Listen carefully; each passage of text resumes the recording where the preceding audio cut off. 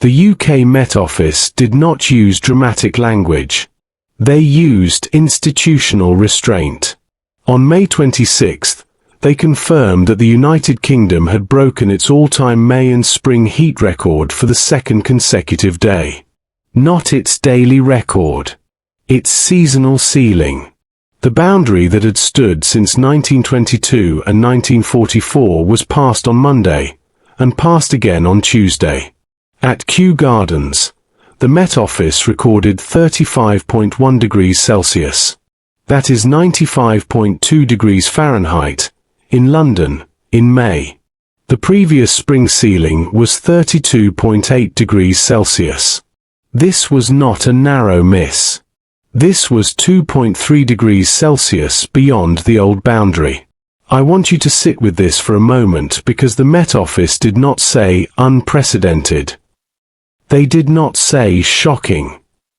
They wrote, 35.1 degrees Celsius has been recorded at Kew Gardens, making it the second consecutive day the May and spring UK temperature record has provisionally been broken. That is the sound of an agency conserving its credibility while the atmosphere spends it. Buried inside that restraint is something extraordinary. The record did not just fall. It fell, and the atmosphere came back the next day and climbed higher. That is not a spike. That is persistence. While that was happening, France was reporting 37 degrees Celsius heat and describing the event with 3 words that should make you stop: inédit, historique, exceptional. Unprecedented. Historic. Exceptional. Spain was running 5 to 10 degrees Celsius above normal, with parts of Andalusia pushing toward 40 degrees Celsius. Ireland broke its national May maximum temperature record. Italy had heat bulletins active. England had its first amber heat health alert of the year. All of that is happening from the same atmospheric machine. A single persistent high-pressure ridge, through subsidence warming, clear sky solar loading, and warm advection from Iberia and North Africa, is producing record-breaking heat across multiple Western European countries at the same time. That is the sentence everything turns on. This is not 4 countries having separate hot days. This is one ridge expressing itself through 4 different national warning systems, for different climatologies, for different sets of infrastructure that were not built for this kind of May. You will know something that almost nobody else knows. By the time most people hear this as a story about hot weather, you will already understand that this is not weather. It is structure. It is what we call continental ridgelock, a dynamically amplified atmospheric system where one high-pressure architecture traps, compresses, and imports heat across national borders simultaneously. And here is the question that matters now. Is this record-breaking May heat just the early warning of a new multi-week heatwave regime in Western Europe? Or is it a brief anomaly that fades before the systems underneath it starts to break? Because the apparent good news is that this is still May. It is not July. It is not August. The sun angle is lower than peak summer. Nights should still offer some relief. Hospitals should not yet be in full summer stress mode. Schools, transport networks, care homes, outdoor work sites, apartment blocks without air conditioning, all of them should have more margin than this. But that is exactly the problem. If Western Europe is already touching 35 degrees Celsius in London, 37 degrees Celsius in France, near 40 degrees C in Spain, and national records in Ireland before summer has even properly started, then the calendar is no longer acting like protection. It is acting like a warning label. Most people will hear this as a story about hot weather. It is not. It is a story about a ridge of high pressure sitting over Western Europe like a glass lid over a frying pan. Air sinks under that ridge. Sinking air compresses. Compressed air warms. Clouds are suppressed. Solar radiation pours into streets, roofs, rail lines, fields, and apartment blocks. Weak winds prevent ventilation. And into that already sealed system, hotter air is being drawn north from Iberia and North Africa. That is how May becomes July without asking permission. The people watching this channel will know before the headlines catch up. Subscribe now, because the next update on the UKHSA alert level, Météo-France vigilance, and the Met Office observations will tell us whether this was a one-off breach or the beginning of something larger. Drop a comment with where you are watching from and what time it is there. And tell me this, at what point does a heatwave stop being weather and become infrastructure failure? Now, let's get into it. Part 1. One ridge, 4 countries. The honest framing is this: heat is what you feel at street level, but heat is only the symptom. The mechanism is above you. Right now, over Western Europe, the atmosphere has arranged itself into a structure that is doing 3 things at once. It is forcing air downward. It is clearing the sky. And it is importing hotter air northward from Iberia and North Africa. That is the continental ridgelock signature. Subsidence. Solar loading. Warm advection. Those 3 phrases sound technical because they are. But they are also the entire story. If you understand those 3 phrases, you understand why London can reach 35.1 degrees Celsius in May. You understand why France can report 37.1 degrees Celsius near Hossegga. You understand why Spain can run 5 to 10 degrees Celsius above normal with Córdoba and Seville pushing toward 40 degrees Celsius. You understand why Ireland can break a national May maximum temperature record while the same broader system is still affecting England, France, Spain, Italy, and the rest of Western Europe. One ridge. 4 countries. Multiple records. And that is the part that should change how you look at this. Because when an event is local, you can search for local explanations. A hot day in London could be urban heat. A hot day in southern France could be regional downslope flow. A hot day in Spain could be normal late spring Iberian heat. A hot day in Ireland could be a fluke of maritime air mass timing. But when all of those things happen inside the same window, the local explanations stop being enough. The atmosphere is not giving us separate events. It is giving us one event wearing different national flags. Let me walk you through the agency voice, because agency voice is always more authoritative than narrator voice. First, the UK Met Office. They confirmed 35.1 degrees Celsius at Kew Gardens on May 26th, making it the 2nd consecutive day the May and spring temperature record had been provisionally broken. They added, Tuesday's temperature reading surpassed the 34.8 degrees Celsius also recorded at Kew Gardens on Monday the 25th of May, 2026. That is the professional way of saying the record fell, and then the atmosphere came back the next day and went higher. That is not a spike. That is a system holding its shape. Second, Météo-France. They reported 37.1 degrees Celsius near Hossegga, with hundreds of towns setting May records and temperatures running 12 to 13 degrees Celsius above seasonal norms. That number matters because an anomaly that large is not just warm for May. 12 degrees above normal is an air mass behaving as though the calendar has been forcibly advanced by weeks. Third, Spain. The anomaly here is different but connected. Spain was running 5 to 10 degrees Celsius above normal, with near 40 degrees C temperatures possible in Córdoba and Seville. That might sound less shocking because southern Spain is a hot place. But that is exactly why the mechanism matters. Iberia is not just one of the affected regions. It is part of the source region. The heat dome is not sitting over Western Europe with empty hands. It is being loaded. Warm advection is the transport of heat by wind. In this case, the circulation around the ridge is pulling very warm air out of Iberia and North Africa and moving it northward.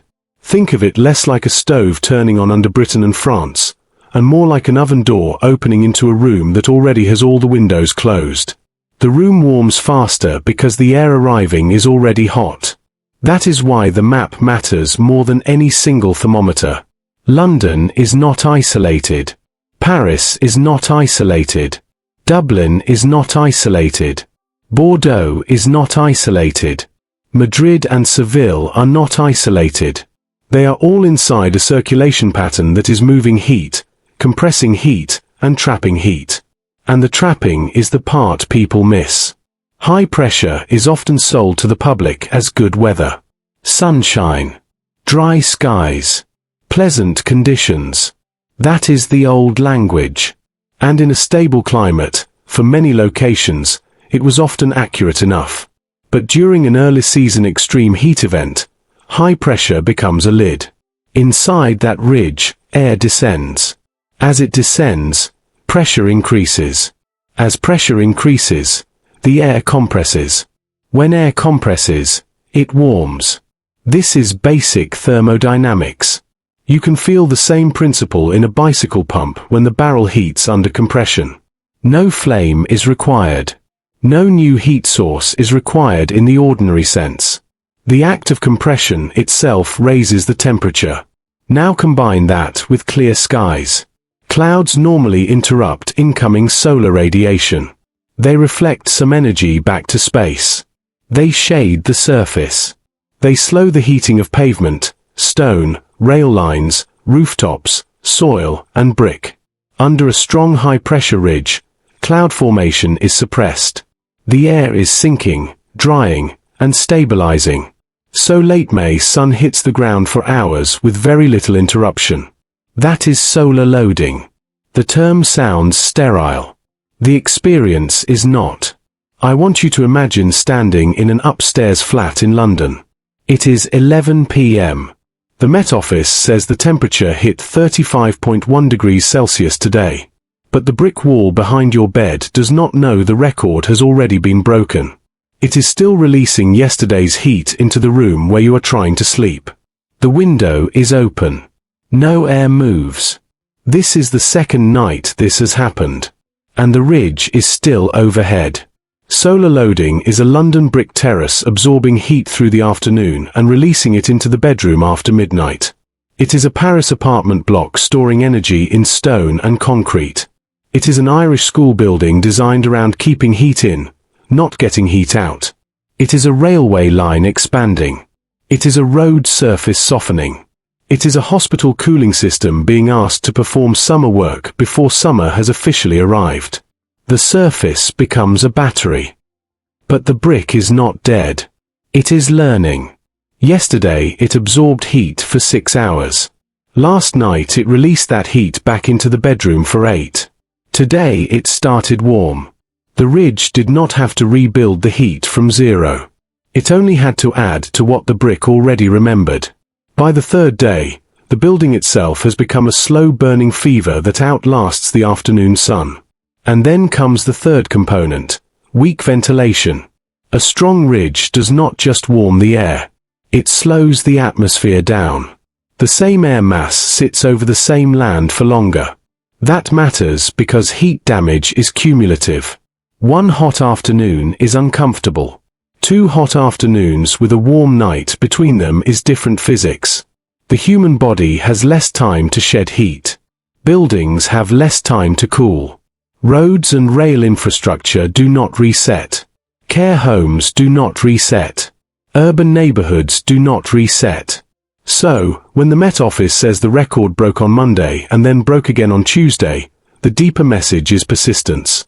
And that brings us back to the question planted at the beginning of this story. Could this single ridge persist longer than climatology expects? Because if it cannot, then the event remains severe, but bounded. Records fall. Agencies issue alerts.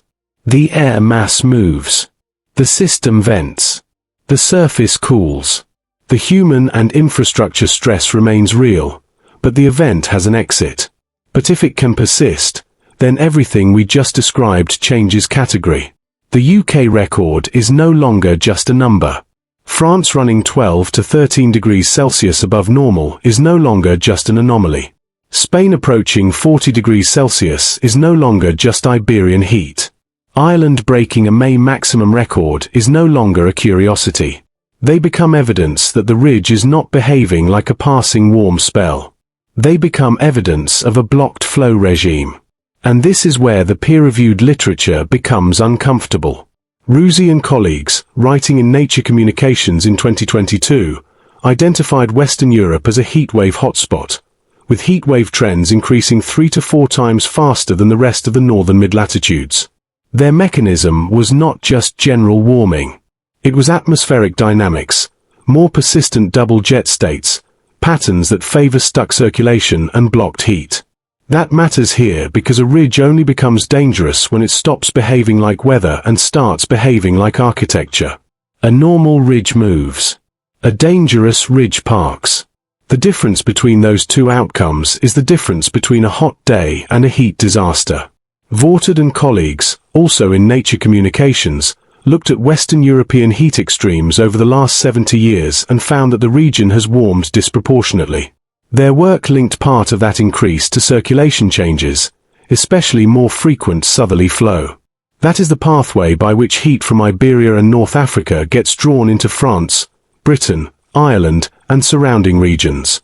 So when this event pulls hot air northward, it is not just matching the thermometer pattern.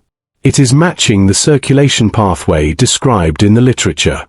Then Quilke and colleagues, in a 2025 Nature study, analyzed 213 heat waves and found human-induced climate change increased the intensity of all of them, with event intensification ranging from plus 0.3 degrees Celsius to plus 2.9 degrees Celsius relative to the 1850 to 1900 baseline. Now place that next to the UK number. The old May and spring record was 32.8 degrees Celsius. Kew Gardens reached 35.1 degrees Celsius. The exceedance was plus 2.3 degrees Celsius. That does not mean you can attribute the entire UK record margin to climate change from that comparison alone.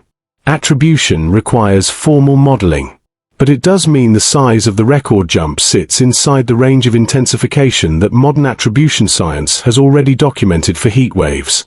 That is why this part is not about whether climate change caused one hot day. That is the wrong question. The better question is, what does a blocked ridge do when it forms inside a warmer background climate, over cities with limited cooling, during a season when bodies and buildings have not acclimated yet? The answer is visible right now. It raises the floor before the event begins. Every ridge today forms in an atmosphere that already contains more heat than the atmosphere of 1922 or 1944.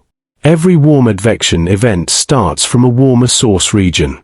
Every clear sky day loads heat onto surfaces that have already been preconditioned by a warmer climate.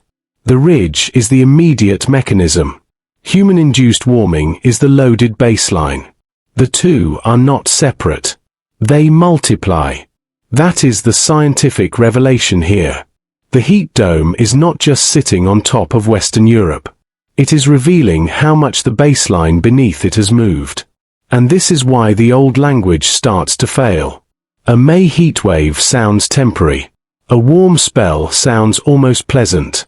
Even record-breaking heat sounds like a headline category. Dramatic, but familiar. But the actual physics is more precise and more troubling. This is a dynamically amplified atmospheric system expressing itself through surface records. The UK gets the headline number, 35.1 degrees Celsius at Kew Gardens. France gets the anomaly, 12 to 13 degrees Celsius above seasonal norms. Spain gets the source region warning, 5 to 10 degrees Celsius above normal, near 40 degrees Celsius possible in Cordoba and Seville. Ireland gets the maritime signal, a national May maximum air temperature record in a country whose climate is normally moderated by the Atlantic. That last point matters.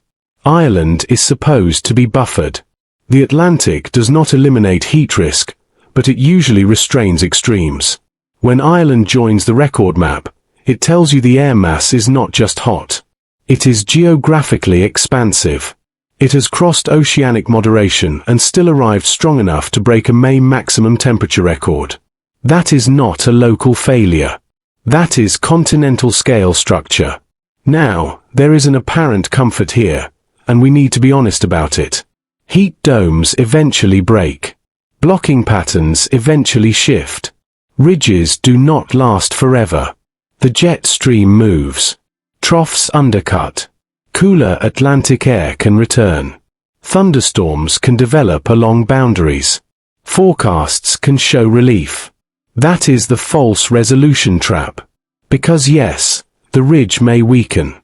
Yes, the air mass may move. Yes, some locations may cool.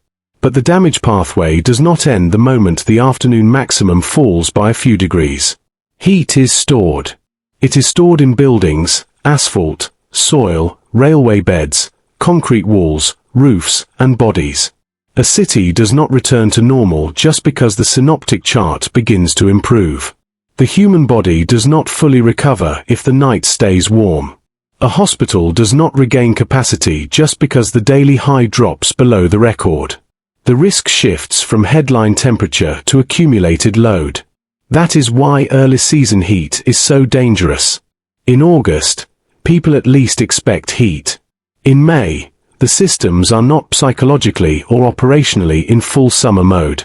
Vulnerable people may not have adjusted medication routines, hydration habits, sleep patterns, or cooling strategies. Schools may still be operating with buildings designed to retain warmth. Tourists may not understand the risk. Outdoor workers may still be scheduled as if the atmosphere is behaving normally. But the ridge is not behaving normally. And the records prove it. When a national meteorological agency says the May and spring record has been broken for the second consecutive day, that is not just a statistic.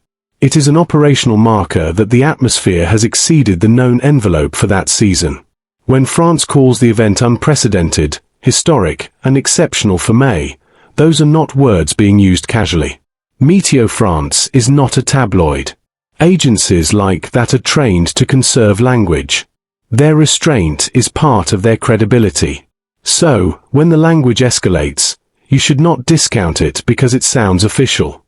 You should take it more seriously because it sounds official. The professional voice is the alarm. And yet, the mechanism remains simple enough to recognize. Look for the ridge. Look for sinking air. Look for clear skies. Look for weak flow. Look for southerly or southwesterly transport out of Iberia and North Africa. Look for records not in one city, but across multiple climate zones at the same time. That is the heat dome signature. And once you can see that signature, this event stops looking random. The UK record is the northern expression. The French anomaly is the continental expression. The Spanish near 40 degrees C heat is the source region expression. The Irish record is the maritime edge expression. 4 countries. 1 ridge. And the question now is not whether the ridge exists. The observations have already answered that. The question is duration. How long does the atmosphere hold this shape? How long does the clear sky loading continue?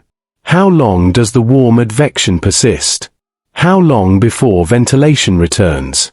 How many nights pass before the buildings can release what they have absorbed? Because heat risk is not linear. The first day loads the system.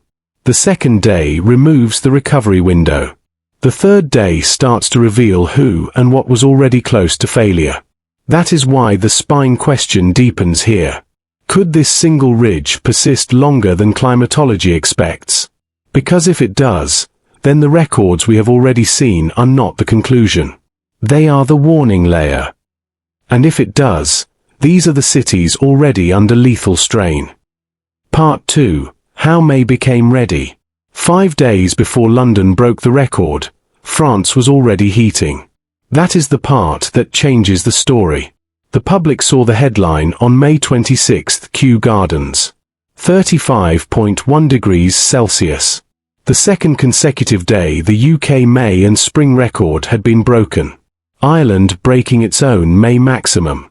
France pushing into historic May territory. Spain running toward 40 degrees Celsius. But the atmosphere did not begin on the day the headline appeared. By the time the thermometer reached the number everyone noticed, the system had already been preparing itself for days. That is how heat disasters work. They rarely arrive as a single clean moment. They accumulate. They load quietly. They turn small deficits into structural weakness. They dry the surface. They warm the soil. They reduce nighttime recovery. They place the same buildings, the same roads, the same hospitals, the same human bodies under stress before anyone outside the forecast office realizes the event has begun. So when the UK hit 35.1 degrees Celsius on May 26th, that was not the start. That was the visible flash from a gun that had already been loaded. In France, Météo-France said the heat episode had begun on Thursday, May 21st. Pause on that date. May 21st. Not the 25th. Not the 26th. Not the day the British record fell. 5 days earlier, the heat signal was already established on the continent.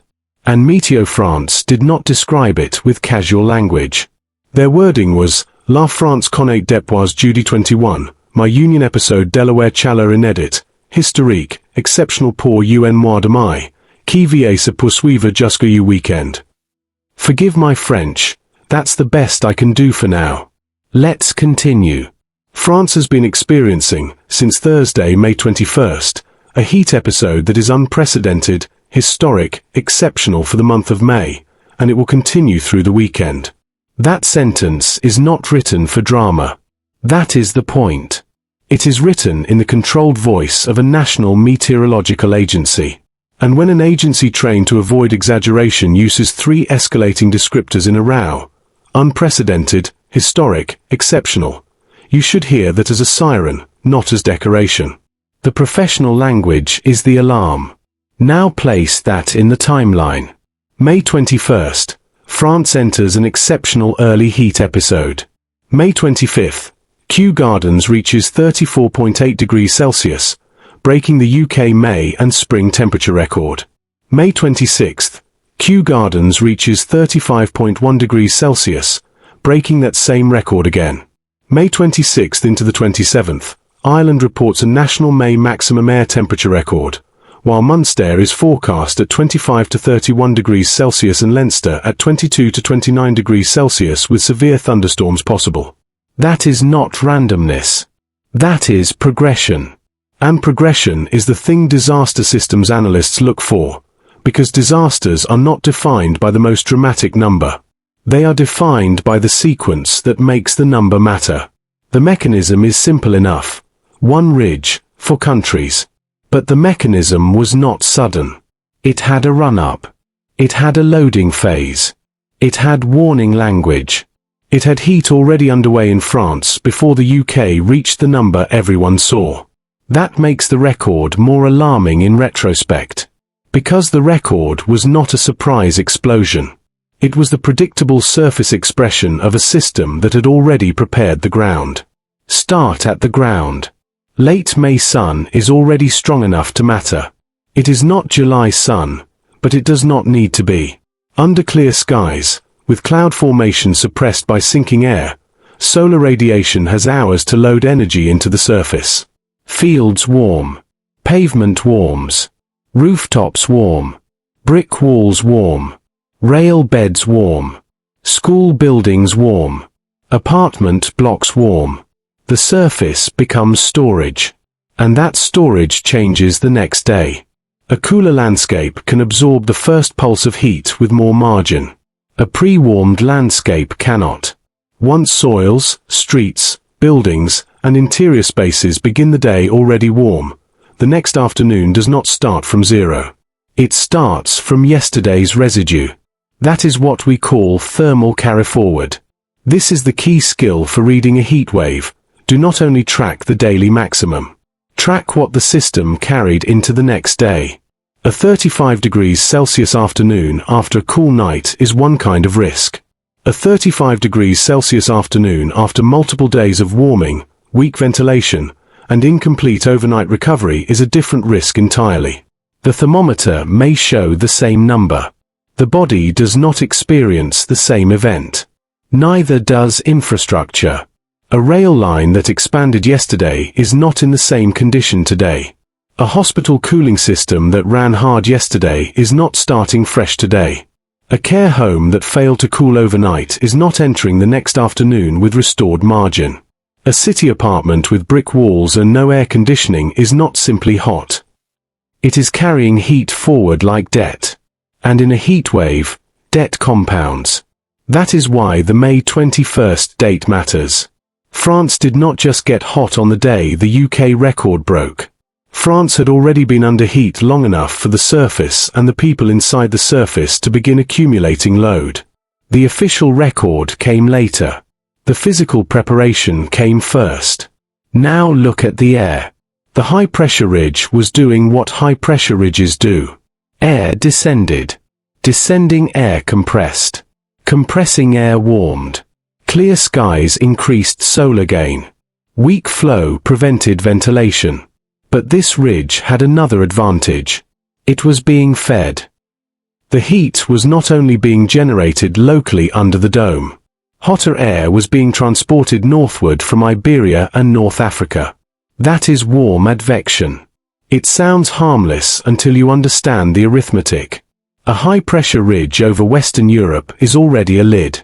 Warm advection means the lid is being placed over air that arrives preheated. Spain was running 5 to 10 degrees Celsius above normal, with near 40 degrees C heat becoming possible around Córdoba and Seville. That is not just Spain having heat. That is the southern part of the machine supplying the northern part of the machine. The air mass moving into France and toward the UK was not neutral. It was loaded. So by the time it reached Western and Northern Europe, the ridge did not need to manufacture all the heat from scratch. It only had to trap, compress, and intensify what was already there. That is how May became ready. Warm source region. Clear skies. Weak circulation. Sinking air. Repeated days. Limited nighttime reset. The loaded gun was not one factor. It was the alignment. And the public health agencies understood enough of that alignment to begin moving before the worst headline number.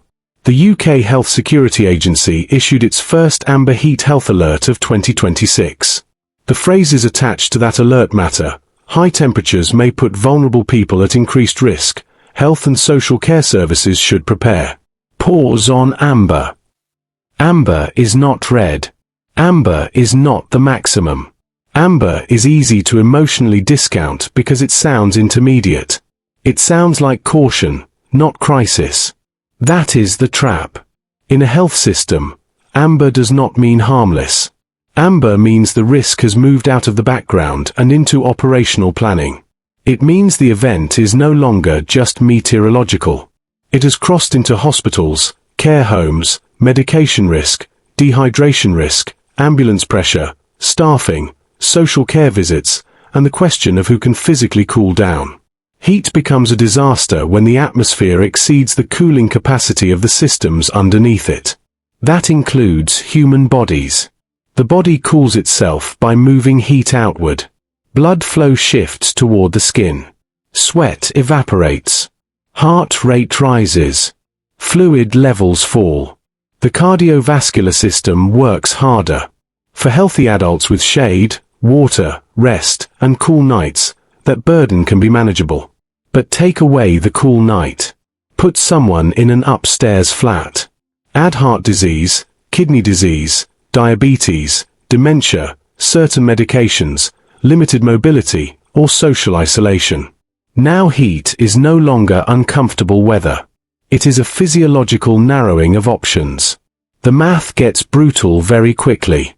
A person who cannot cool down at night starts the next day closer to failure. A building that cannot cool down at night starts the next day hotter. A city that cannot ventilate starts the next day with its surface already charged. Repeat that over multiple days, and the daily maximum stops being the full story. The real metric becomes recovery time. How many hours does the body get below stress threshold? How many hours does the building get to release heat? How long before the next solar loading cycle begins? If the answer is not enough, then the event is escalating even if the headline temperature does not break another record. That is why early season heat is deceptive.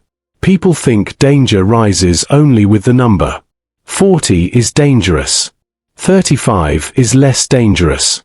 30 is manageable. That is the wrong model. Danger rises when vulnerability thresholds are crossed. A city adapted to 35 degrees Celsius can sometimes absorb 35 degrees Celsius.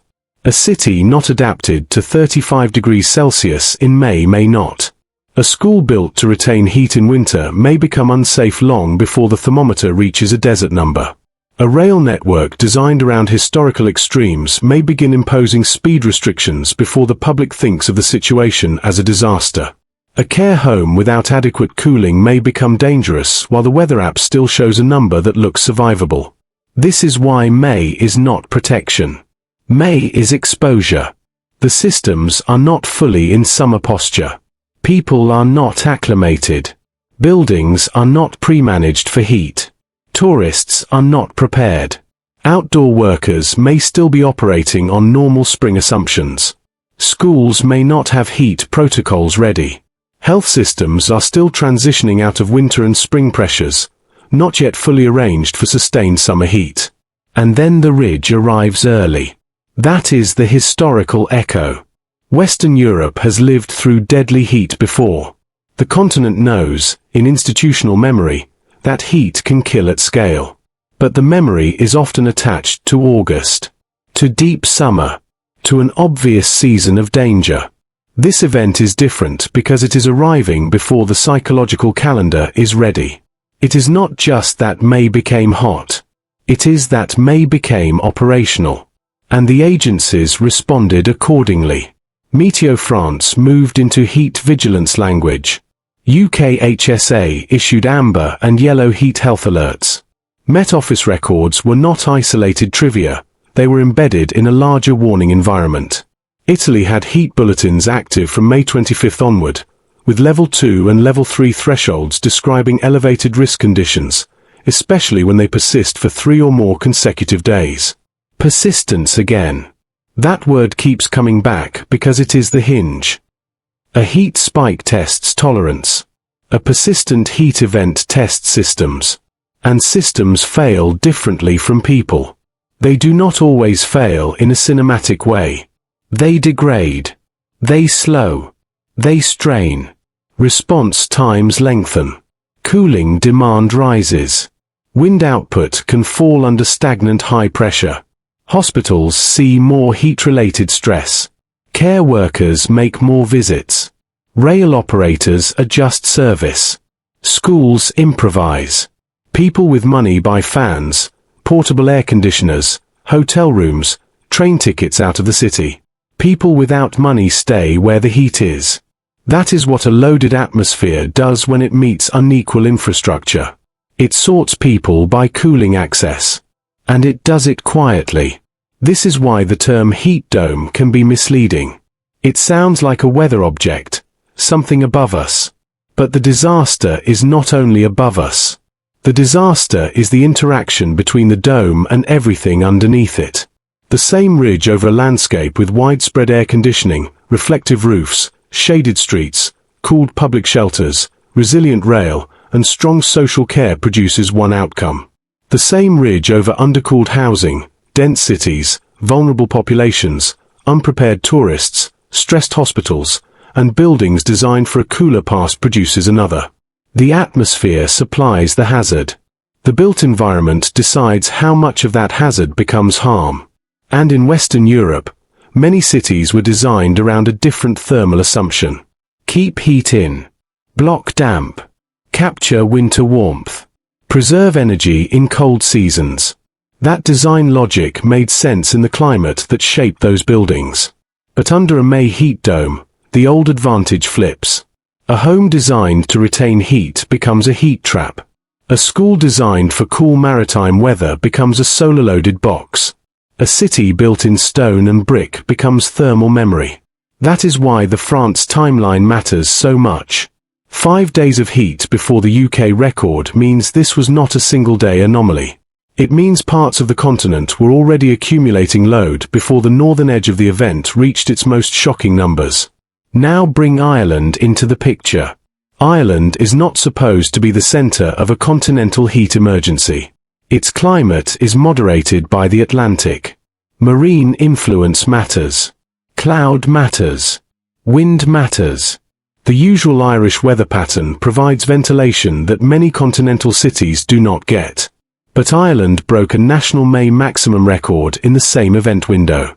That tells you the ridge did not just cook the continent. It expanded the heat signal into a maritime climate. And when a maritime climate joins the record map, you are no longer looking at a narrow plume. You are looking at a broad atmospheric configuration with enough strength to overcome local moderation. Again, one ridge, 4 countries. But now the ratchet tightens. The mechanism is not just about a ridge producing multiple simultaneous records. The mechanism had a run-up. It had a loading phase. It had warning language. It had heat already underway in France before the UK reached the number everyone saw. That makes the record more alarming in retrospect. Because the record was not a surprise explosion. It was the predictable surface expression of a system that had already prepared the ground. All preconditions suggest this was inevitable. But will it persist? That is the question now. Not whether the ridge can create records. It already did. Not whether agencies noticed. They did. Not whether the atmosphere had a mechanism. It did. The question is whether the same configuration holds long enough to move the event from record breaking into system breaking. Because there is a threshold where heat stops being a weather story and becomes a logistics problem. Who checks on elderly residents? Which hospitals can cool wards? Which schools close? Which workers can stop? Which neighborhoods have shade? Which rail lines can operate? Which power systems can handle cooling demand if wind output falls under stagnant high pressure? Which homes become dangerous after midnight? These are not emotional questions. They are operational questions. They are the questions you ask when you stop treating heat as a number and start treating it as load. And load is cumulative. That is the most important skill for the viewer here. Do not ask only, how hot will it get today? Ask, how much heat did the system carry in from yesterday? How warm was the night? How long has the ridge been in place? Is the source region still hot? Are the winds still importing heat? Are agencies escalating or relaxing alerts? Are buildings cooling, or merely pausing before the next solar loading cycle? If you can answer those questions, you can see the disaster before the headline catches up. And right now, the answers are not comforting. France's heat episode began days before the UK record. The UK then broke its May and spring record twice in 2 days. Ireland's May maximum fell inside the same window. Spain remained a hot air source region, running far above normal. Agencies were already issuing health alerts and vigilance language. That is not a clean spike. That is a loaded system expressing itself across national borders. And if the ridge weakens quickly, the event still leaves behind stress, warmer buildings, fatigued bodies, strained services, and a warning about what the same pattern could do later in the season. But if the ridge does not weaken quickly, or if it breaks and reloads, then the significance of May 26th changes. It stops being the peak of an extraordinary event. It becomes the first proof of capacity. The atmosphere showed what it can do in May. Before peak summer.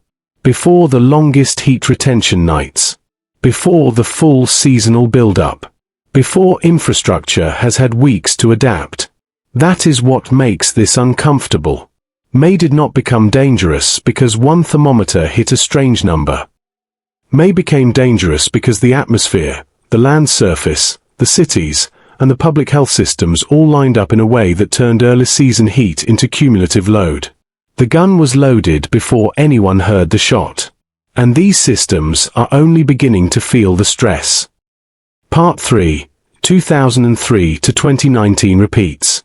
In 2003, Europe learned that heat does not have to look violent to become catastrophic. There was no landfall, no collapsed coastline, no single dramatic radar image, no wall of water, no named storm spinning toward a capital city. There was just pressure, high pressure, persistent pressure, a blocked atmosphere, clear skies, stagnant air, Repeated afternoons. Warm nights. Bodies losing the ability to recover. Cities holding heat after sunset. Hospitals filling with people who were not injured in the way disaster coverage usually understands injury. They were overheated. And that distinction matters because Western Europe has already seen the kind of physics now showing up again. Not the exact same event. Not the exact same timing. Not the same temperature map. But the same family of atmospheric behavior.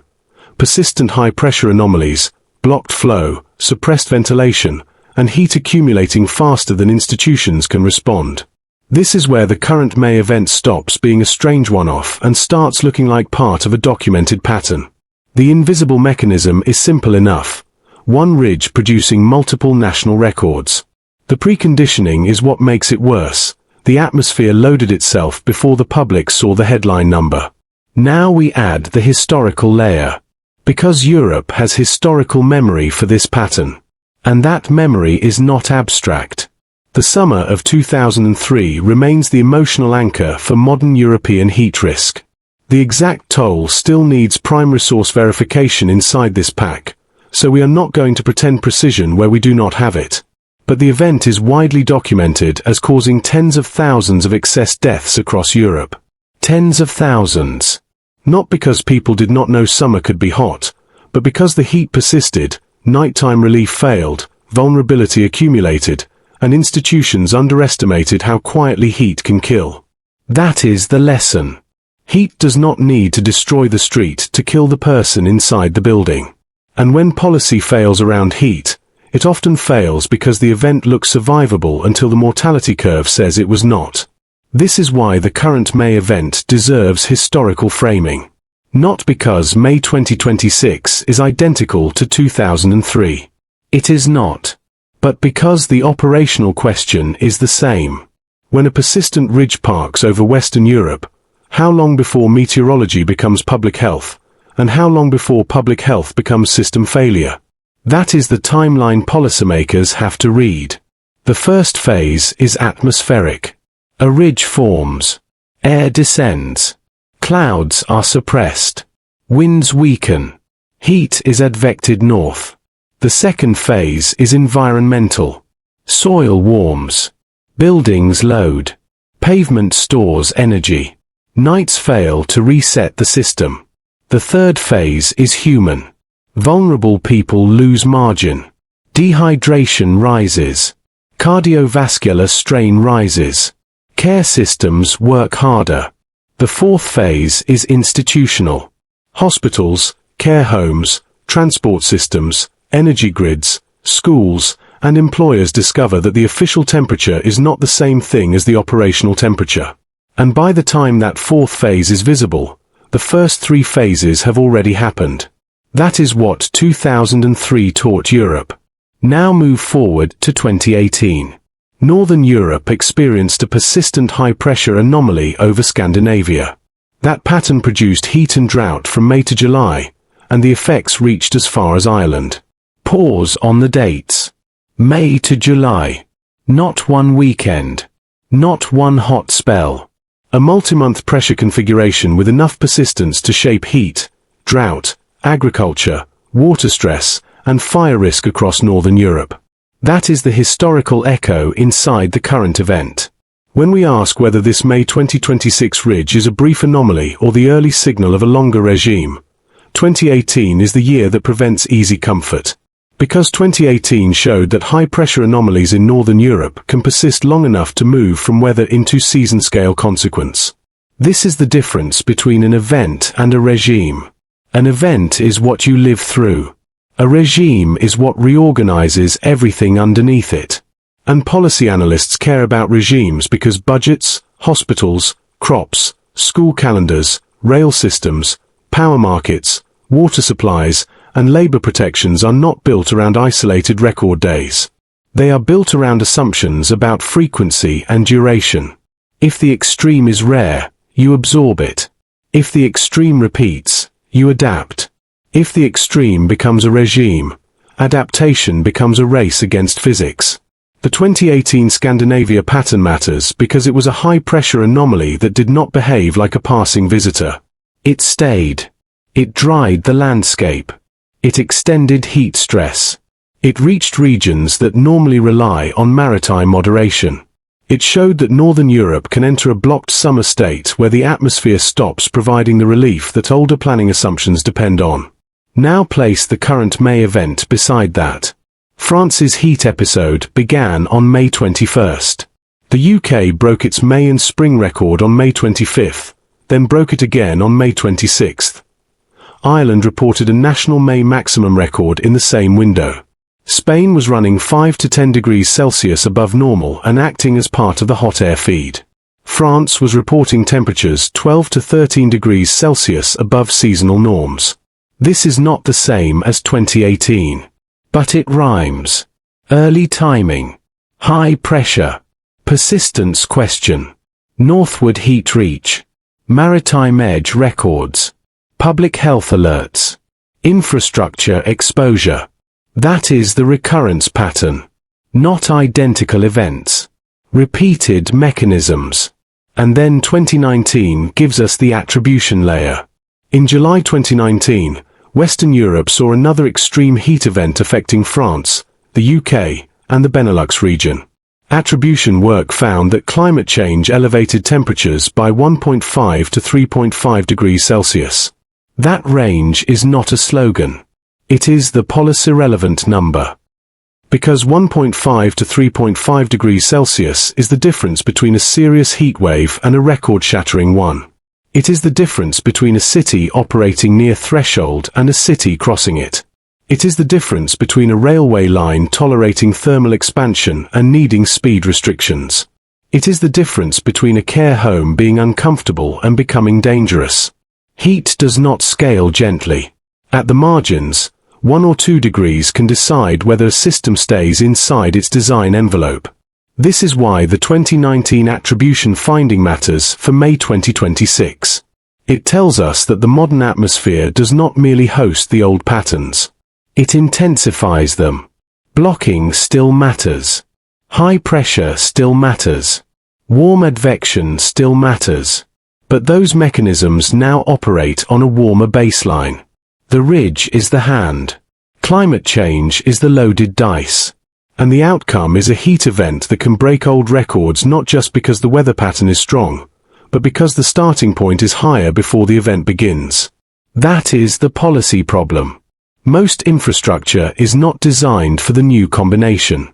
It was designed around historical distributions. Historical summer peaks. Historical nighttime minima. Historical assumptions about how often extreme heat occurs, how long it lasts, and how much relief arrives between episodes. But the atmosphere is no longer sampling from the same distribution. That sentence sounds technical. It is not. It is the heart of the problem. If you designed a hospital cooling system using old heat assumptions, you designed it for a climate that is now partially gone. If you designed a rail network around old thermal expansion thresholds, you designed it for a climate that is now partially gone. If you built housing stock to retain warmth in damp winters but did not equip it to reject heat in May, you built for a climate that is now partially gone. And if emergency planning treats May heat as a seasonal oddity instead of a recurring risk category, then policy is behind the atmosphere. That is where this part turns. Because the question is no longer, has Europe seen heat before? Of course it has. The honest answer is that the consequences are already unfolding. Not as a single number. Not as one mortality toll we can point to while the event is still active. They are unfolding in the way warning systems are being used earlier, in the way May heat now produces national records, in the way maritime climates are being pulled into continental heat patterns, in the way public health language has to activate before summer officially begins. That is what a pattern looks like while you are living inside it. Not obvious at first. Then undeniable in retrospect. And policy has to move before retrospect, because retrospect is where the death counts live. That is why the current event cannot be treated as an isolated breach. It sits inside a chain, 2003, 2018, 2019, and now 2026. Different events. Different maps. Different impacts. Same warning. Persistent high pressure over a warmer Europe is not just a forecast problem. It is a governance problem. And unlike then, infrastructure is even more stressed today. This is where we need to name the mechanism that connects them. It is what we call the thermal ratchet. Each event does not merely add a data point. It tightens the margin. It moves the baseline. It proves that the atmosphere can now reach further, earlier, and harder than the systems underneath it were built to absorb. 2003 set the mortality warning. 2018 showed duration could become seasonal. 2019 proved climate change was adding 1.5 to 3.5 degrees Celsius of intensification. And 2026 is now showing that the same family of mechanisms can produce May records across multiple countries before peak summer begins. That is the thermal ratchet. Not one apocalypse. A narrowing margin. The word margin is important. Europe is not helpless. It has scientific capacity. It has operational meteorology. It has public health agencies. It has experience. It has heat plans. It has warning systems. It has some of the most sophisticated climate research institutions in the world. But margin is not determined only by knowledge. Margin is determined by the difference between what the hazard demands and what the system can absorb. And that difference is shrinking. Every degree added by the climate baseline reduces margin. Every day a ridge persists reduces margin. Every warm night reduces margin. Every building without cooling reduces margin. Every person living alone in an overheated flat reduces margin. Every transport system built for an older thermal envelope reduces margin. Every hospital already running near capacity reduces margin. That is why 2019's 1.5 to 3.5 degrees Celsius attribution range is not just a scientific finding. It is a margin calculation. If climate change added that much heat to a Western European event, then the systems experiencing that heat were not just facing the weather pattern. They were facing the weather pattern plus the accumulated consequences of human warming. And that is exactly the frame we need for May 2026. The ridge is immediate. The pattern is historical. The baseline is changed. The policy failure would be treating those three things separately. Because a heat wave is never only atmospheric. It is also administrative. It is about what the forecast triggers. Which alert level activates? Which thresholds close schools? Which labor rules protect outdoor workers? Which public buildings become cooling sites? Which elderly residents are checked? Which hospitals have surge plans? Which rail operators slow trains? Which cities open shade and water points? Which power systems can handle cooling demand? That is why heat history matters. History tells us where the failure points were. Science tells us why the atmosphere is making those failures more likely. Current observations tell us whether we are approaching them again. And this May event has already crossed enough markers to belong in that conversation. It is early. It is widespread. It is record-breaking. It is dynamically coherent. It is backed by agency warnings. It follows a documented European heat pattern. And the uncomfortable part is that each precedent makes the current event harder to dismiss. 2003 says, heat kills quietly when persistence overwhelms public health. 2018 says, high-pressure anomalies can last long enough to become seasonal structure. 2019 says, climate change can add 1.5 to 3.5 degrees Celsius to Western European heat extremes. 2026 says, that same family of mechanisms is now producing May records across multiple countries before peak summer begins. That is the thermal ratchet. The mechanism is not just about a ridge. It is about a ridge in a region where heat waves are accelerating. The preconditions are not just about loading. They are about preconditions that match a known disaster pathway. And history is not just context. It is about recurrence. Because if the current ridge fades quickly, history still matters. It tells us what the atmosphere was testing. It tells us which thresholds were approached. It tells us why warnings mattered before the peak. It tells us what to watch when the next ridge builds.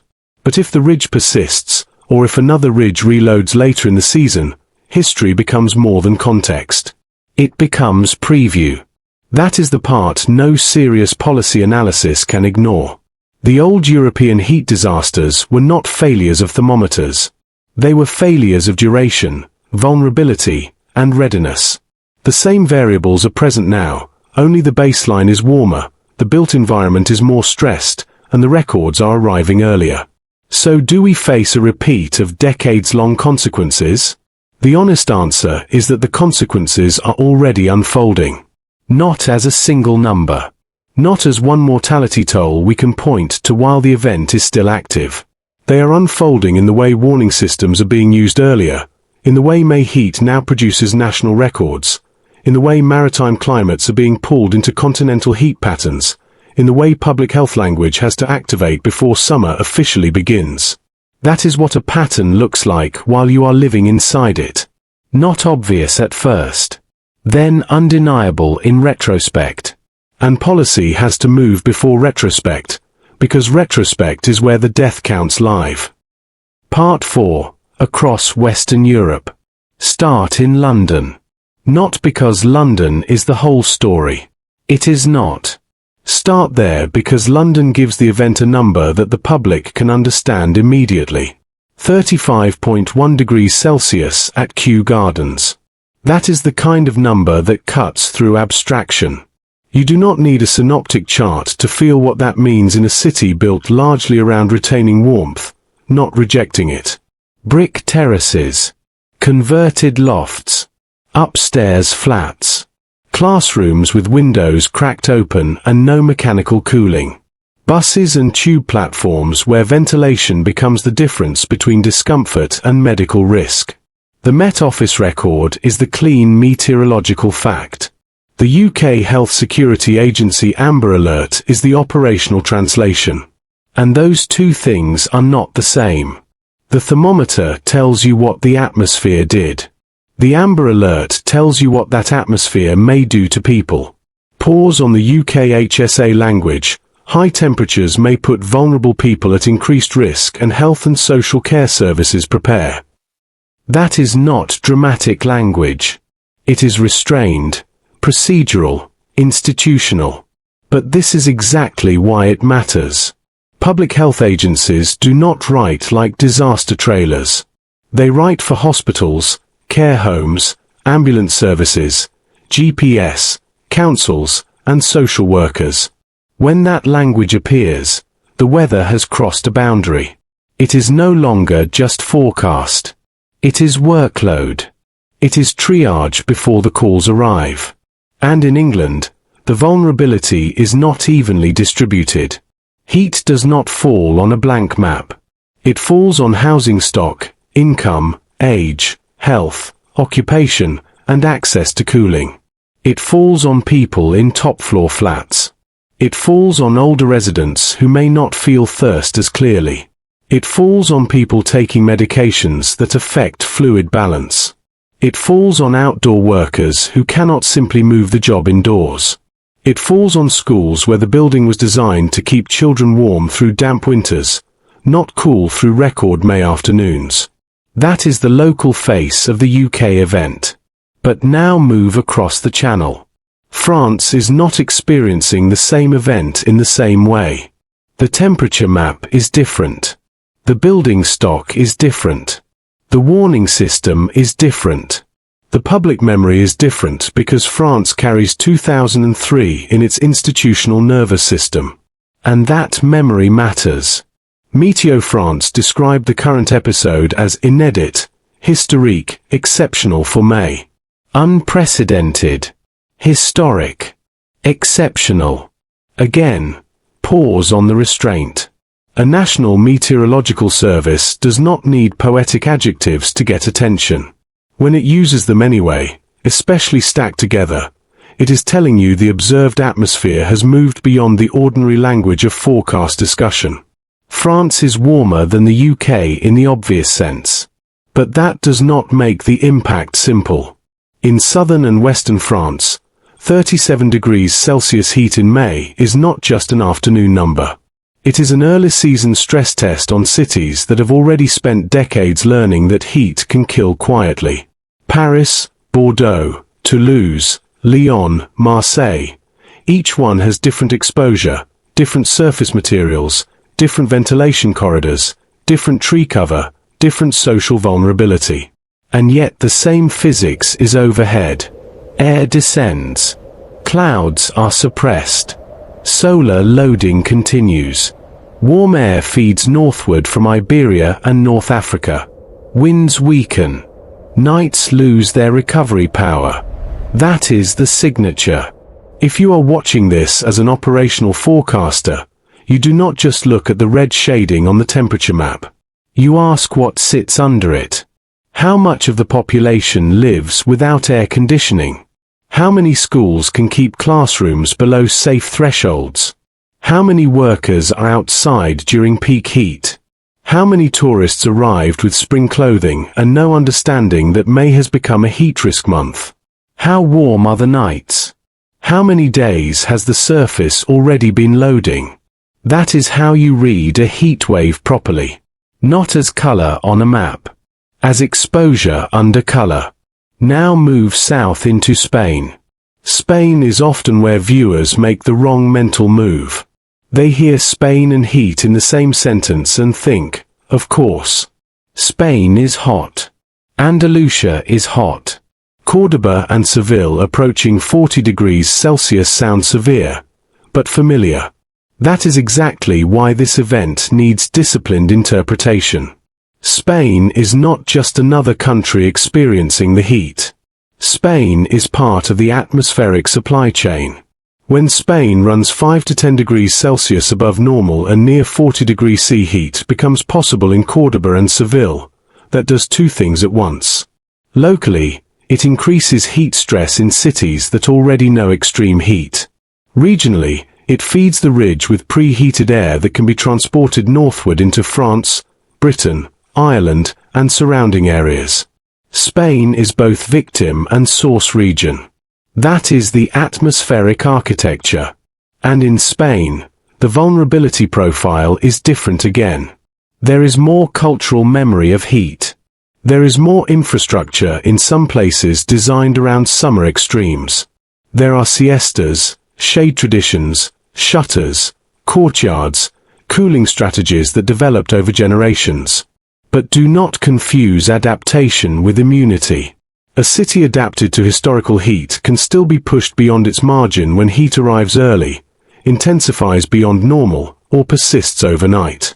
The danger is not simply the daytime maximum. It is the loss of relief. It is the tropical night. It is the apartment that never drops below a safe sleeping temperature. It is the outdoor worker facing a wet bulb-style stress environment where sweating becomes less effective. It is the elderly resident whose body starts the next day already behind.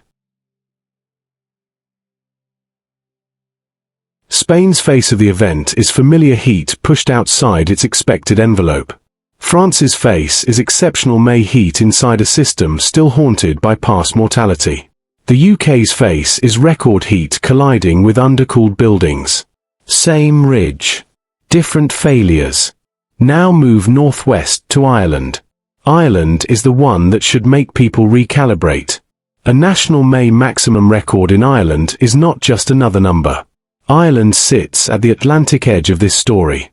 Its climate is normally moderated by ocean influence, cloud, wind, marine air, changeability. The Atlantic is not magic protection, but it is a real buffer. So when Ireland joins the record map, the event is telling you something about reach. The heat signal has not stopped at the continent. It has expanded into a maritime climate and remained strong enough to break a May maximum record. That matters because maritime climates often plan around moderation. They expect discomfort, not continental-style heat stress. They expect rain, wind, and cooler intervals. They expect the atmosphere to flush itself.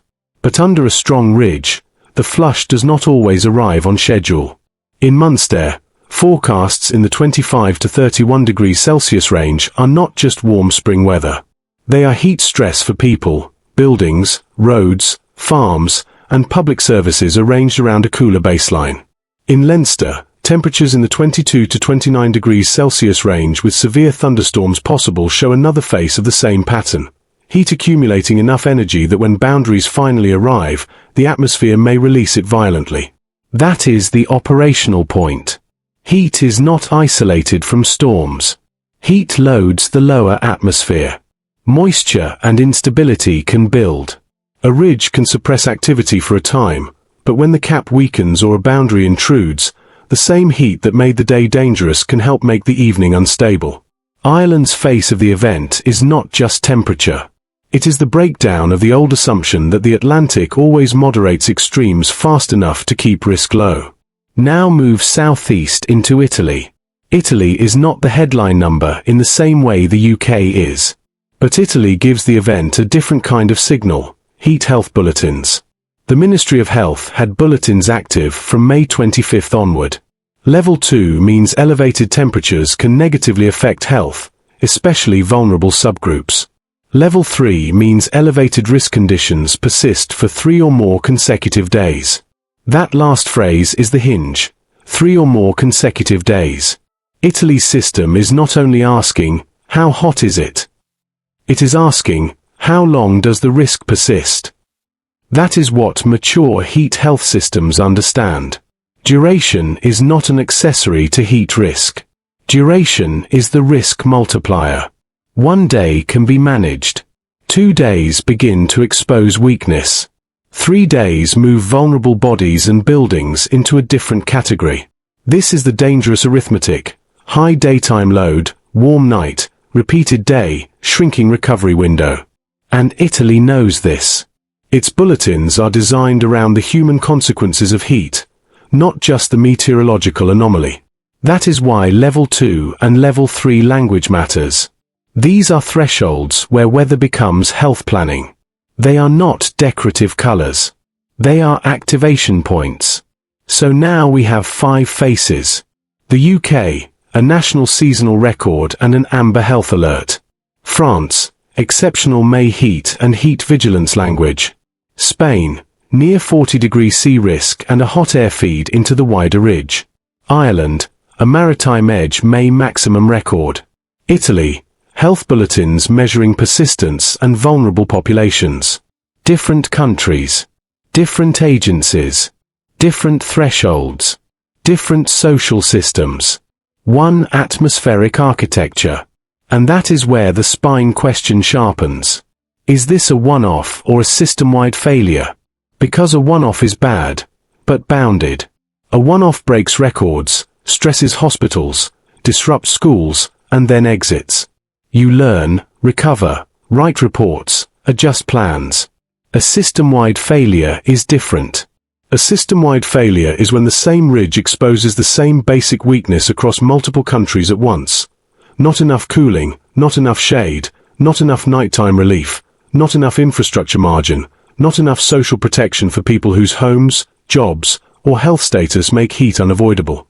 That is not one country failing. That is a continent discovering that the atmosphere can now exceed the assumptions built into its daily life. And the evidence is not only in official warnings. It is in the lived details. Residents in London, Paris, and Dublin reporting a lack of air conditioning. Schools that are not cooled. Outdoor workers trying to keep going under early season heat. Tourists caught unprepared because May still sounds safe in the mind. German power prices rising as heat increases cooling demand while wind output falls. That last detail is easy to miss, but it is one of the most important signals in the entire part. Under high pressure, wind can weaken. When wind weakens, wind generation can fall. When heat rises, cooling demand rises. So the same atmospheric pattern that increases demand can reduce part of the supply. That is not a coincidence. That is coupling. The ridge is not just producing heat. It is shaping the energy system while people are reaching for cooling. This is how a meteorological event becomes an infrastructure event. The air mass changes the load curve. The load curve changes the power market. The power market changes cost. Cost changes who can cool and who cannot. Again, heat sorts people by access. This is why the surface differences between countries can be misleading. In the UK, the problem may look like old buildings and limited air conditioning. In France, it may look like early canicule vigilance and vulnerable elderly populations. In Spain, it may look like dangerously high source region heat and outdoor exposure. In Ireland, it may look like a climate normalization failure. People, buildings, and services not used to this level of May heat. In Italy, it may look like health bulletins escalating as duration increases. In Germany, it may look like power prices responding to cooling demand while wind output drops. But underneath all of that, the same thing is happening. The atmosphere is reducing margin everywhere at once. In bodies, buildings, schools, hospitals, power grids, labor schedules, and transport networks. That is the operational forecast hidden inside the geography. A viewer sees countries. A forecaster sees linked vulnerabilities under one ridge. And the thermal ratchet is important here. Europe has seen deadly heat before, and recent high-pressure anomalies have already produced long-duration heat and drought. The current pattern makes that worse by showing that it is not sitting over one isolated geography. It is touching multiple systems simultaneously. The recurrence is not theoretical. It is distributed. That distribution matters because governments are usually good at responding to localized crisis. A flood in one valley. A wildfire in one region. A storm in one coastal zone. Resources can be moved. Neighboring areas can support. Hospitals outside the impact zone can take load. Power systems can balance across regions. But continental heat is different. Heat does not create a clean outside. When London, Paris, Dublin, Spanish cities, Italian cities, and parts of Germany are all under related stress, the backup systems are stressed too. The people who would help are hot. The hospitals that would absorb patients are hot. The power markets that would stabilize demand are also responding to heat.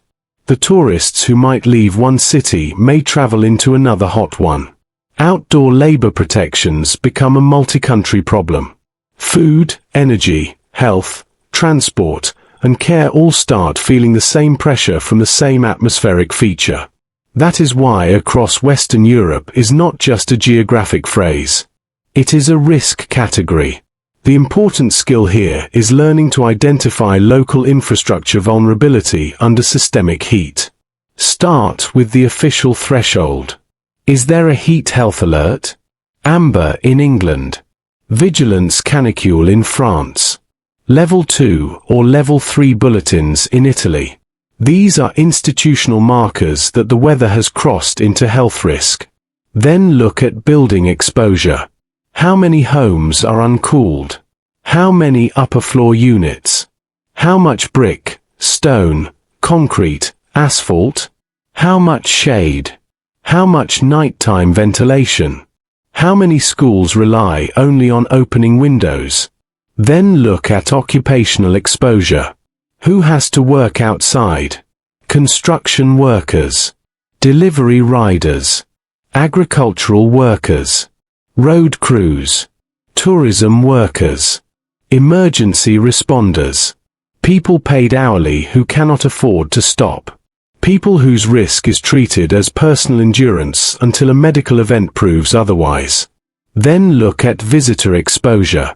Tourists are especially vulnerable in early season heat because they plan for the calendar, not the anomaly. They walk more. They carry bags. They drink alcohol.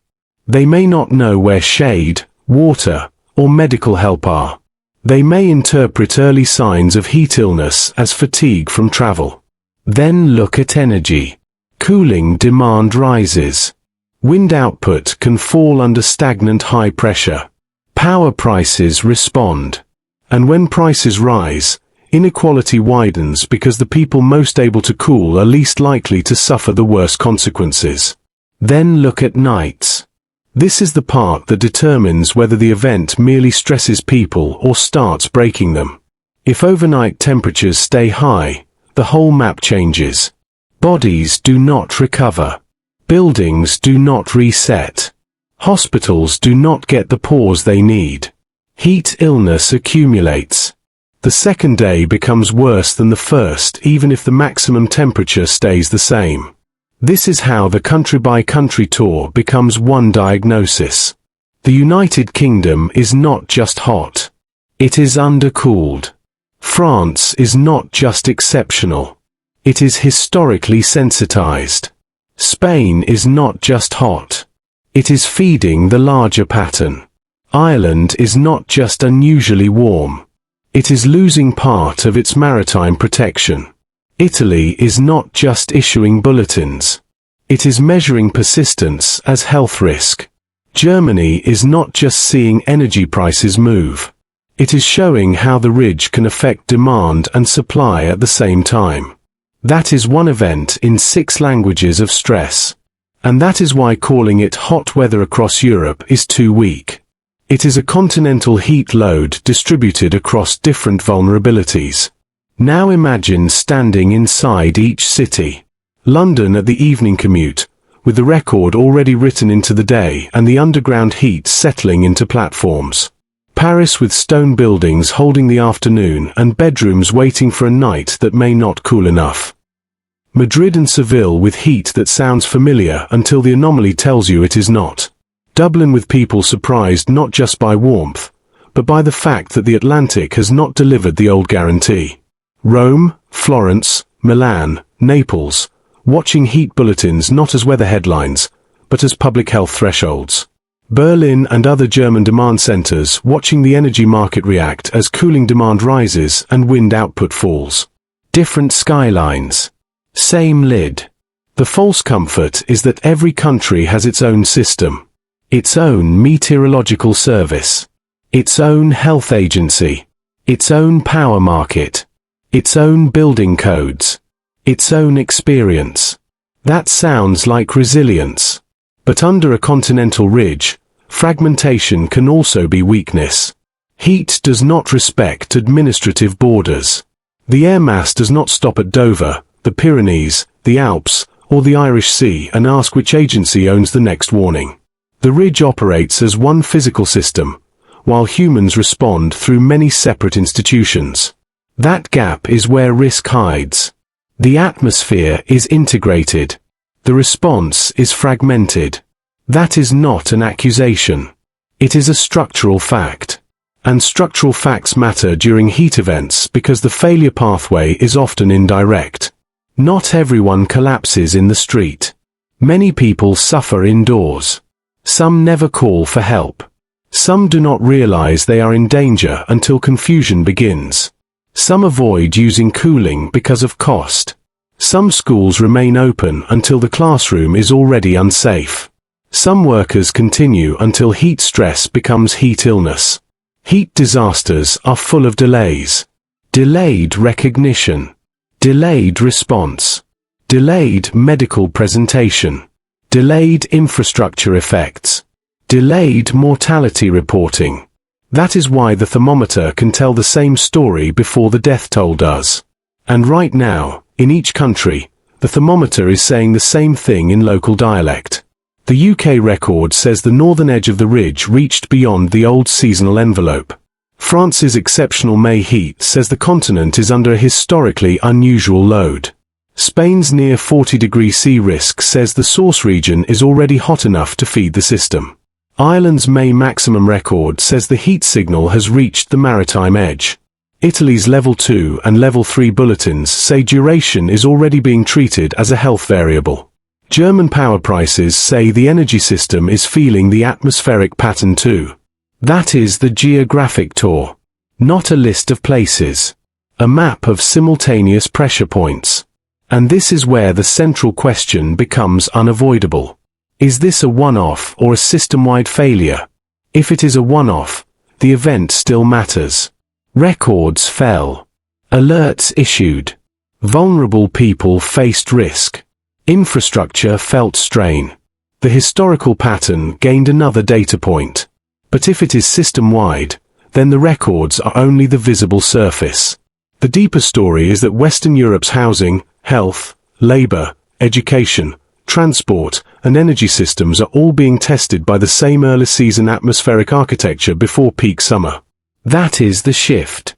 From meteorology to systems. From heat wave to heat load. From national records to continental vulnerability. And once you see it that way, the map stops being a collection of isolated warnings. It becomes a single diagnostic image of a continent under a ridge, with every country revealing a different weakness. The UK reveals undercooled buildings. France reveals historical heat mortality memory meeting early season extremes. Spain reveals the source region feed. Ireland reveals the failure of maritime moderation to fully protect. Italy reveals duration thresholds in public health planning. Germany reveals the energy coupling, more cooling demand, less wind output, higher prices. This is not random distribution.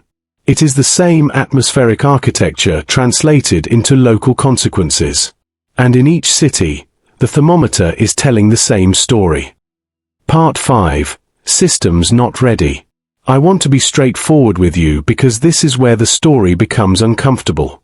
The most uncomfortable part of this story is that the institutions may have done almost everything correctly, and the systems underneath them still may not hold. That is the paradox.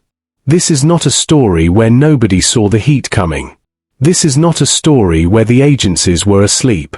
The Met Office documented the record. The UK Health Security Agency issued an amber heat health alert.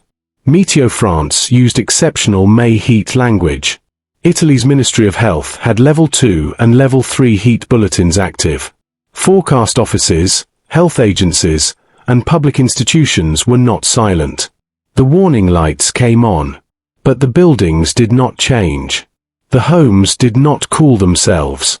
The schools did not suddenly gain air conditioning. Outdoor work did not vanish. Rail lines did not become less vulnerable to thermal expansion. Hospitals did not acquire spare capacity because an alert was issued. Elderly residents in upstairs flats did not become less physiologically vulnerable because a government website changed color. That is the readiness gap. And it is the central problem of this entire event. Western Europe has warning systems for heat. What it does not have, uniformly and at scale, is a built environment designed for this level of early season heat. That distinction matters because warnings are informational. Heat stress is physical. A warning can tell you that the room is dangerous. It cannot make the room safe. And across Western Europe right now, the room is the problem. The country-by-country tour showed the event, the UK record, France's exceptional May heat, Spain's near 40-degree sea risk, Ireland's May maximum record, Italy's heat health bulletins, German power prices rising as heat increased cooling demand while wind output fell. Now we go deeper. Because all of those local faces point to the same structural mismatch. The atmosphere is producing summer-level stress before the systems underneath it are ready to operate in summer mode. This is where the story stops being about records and becomes infrastructure archaeology. You can read the past in the buildings. In London, in Dublin, in Paris, in much of Northern and Western Europe, millions of homes were not built around the assumption that May could deliver dangerous heat. They were built around dampness, cool seasons, heat retention, and energy conservation. Thick walls. Small ventilation pathways. Attic rooms. Top-floor flats. Brick and stone that store warmth. Windows that open into air that is not moving. Apartments where cross-ventilation is poor or non-existent. In winter, that design makes sense. Under a heat dome, it becomes a trap. This is the structural integrity of the old climate being tested by the new one. Not because the buildings are collapsing. That is not how heat usually destroys. Heat does not need to knock down the wall. It only needs to turn the wall into storage. It only needs to make the bedroom remain hot after midnight. It only needs to remove the recovery window from the person trying to sleep inside. That is enough. The body is infrastructure too. The heart is a pump. The blood vessels are a transport network. Sweat is an evaporative cooling system. The kidneys manage fluid balance. The brain monitors temperature, thirst, behavior, confusion, fatigue. Under normal conditions, that system has margin. Under repeated heat exposure, the margin narrows. High daytime load. Warm nights. Repeated exposure. Shrinking recovery windows. That is the arithmetic. And it is simple enough to be brutal. Day 1 heats the body and the building. Night 1 fails to cool both. Day 2 starts from a higher baseline. Night 2 fails again. By day 3, the maximum temperature does not need to be higher for the risk to increase.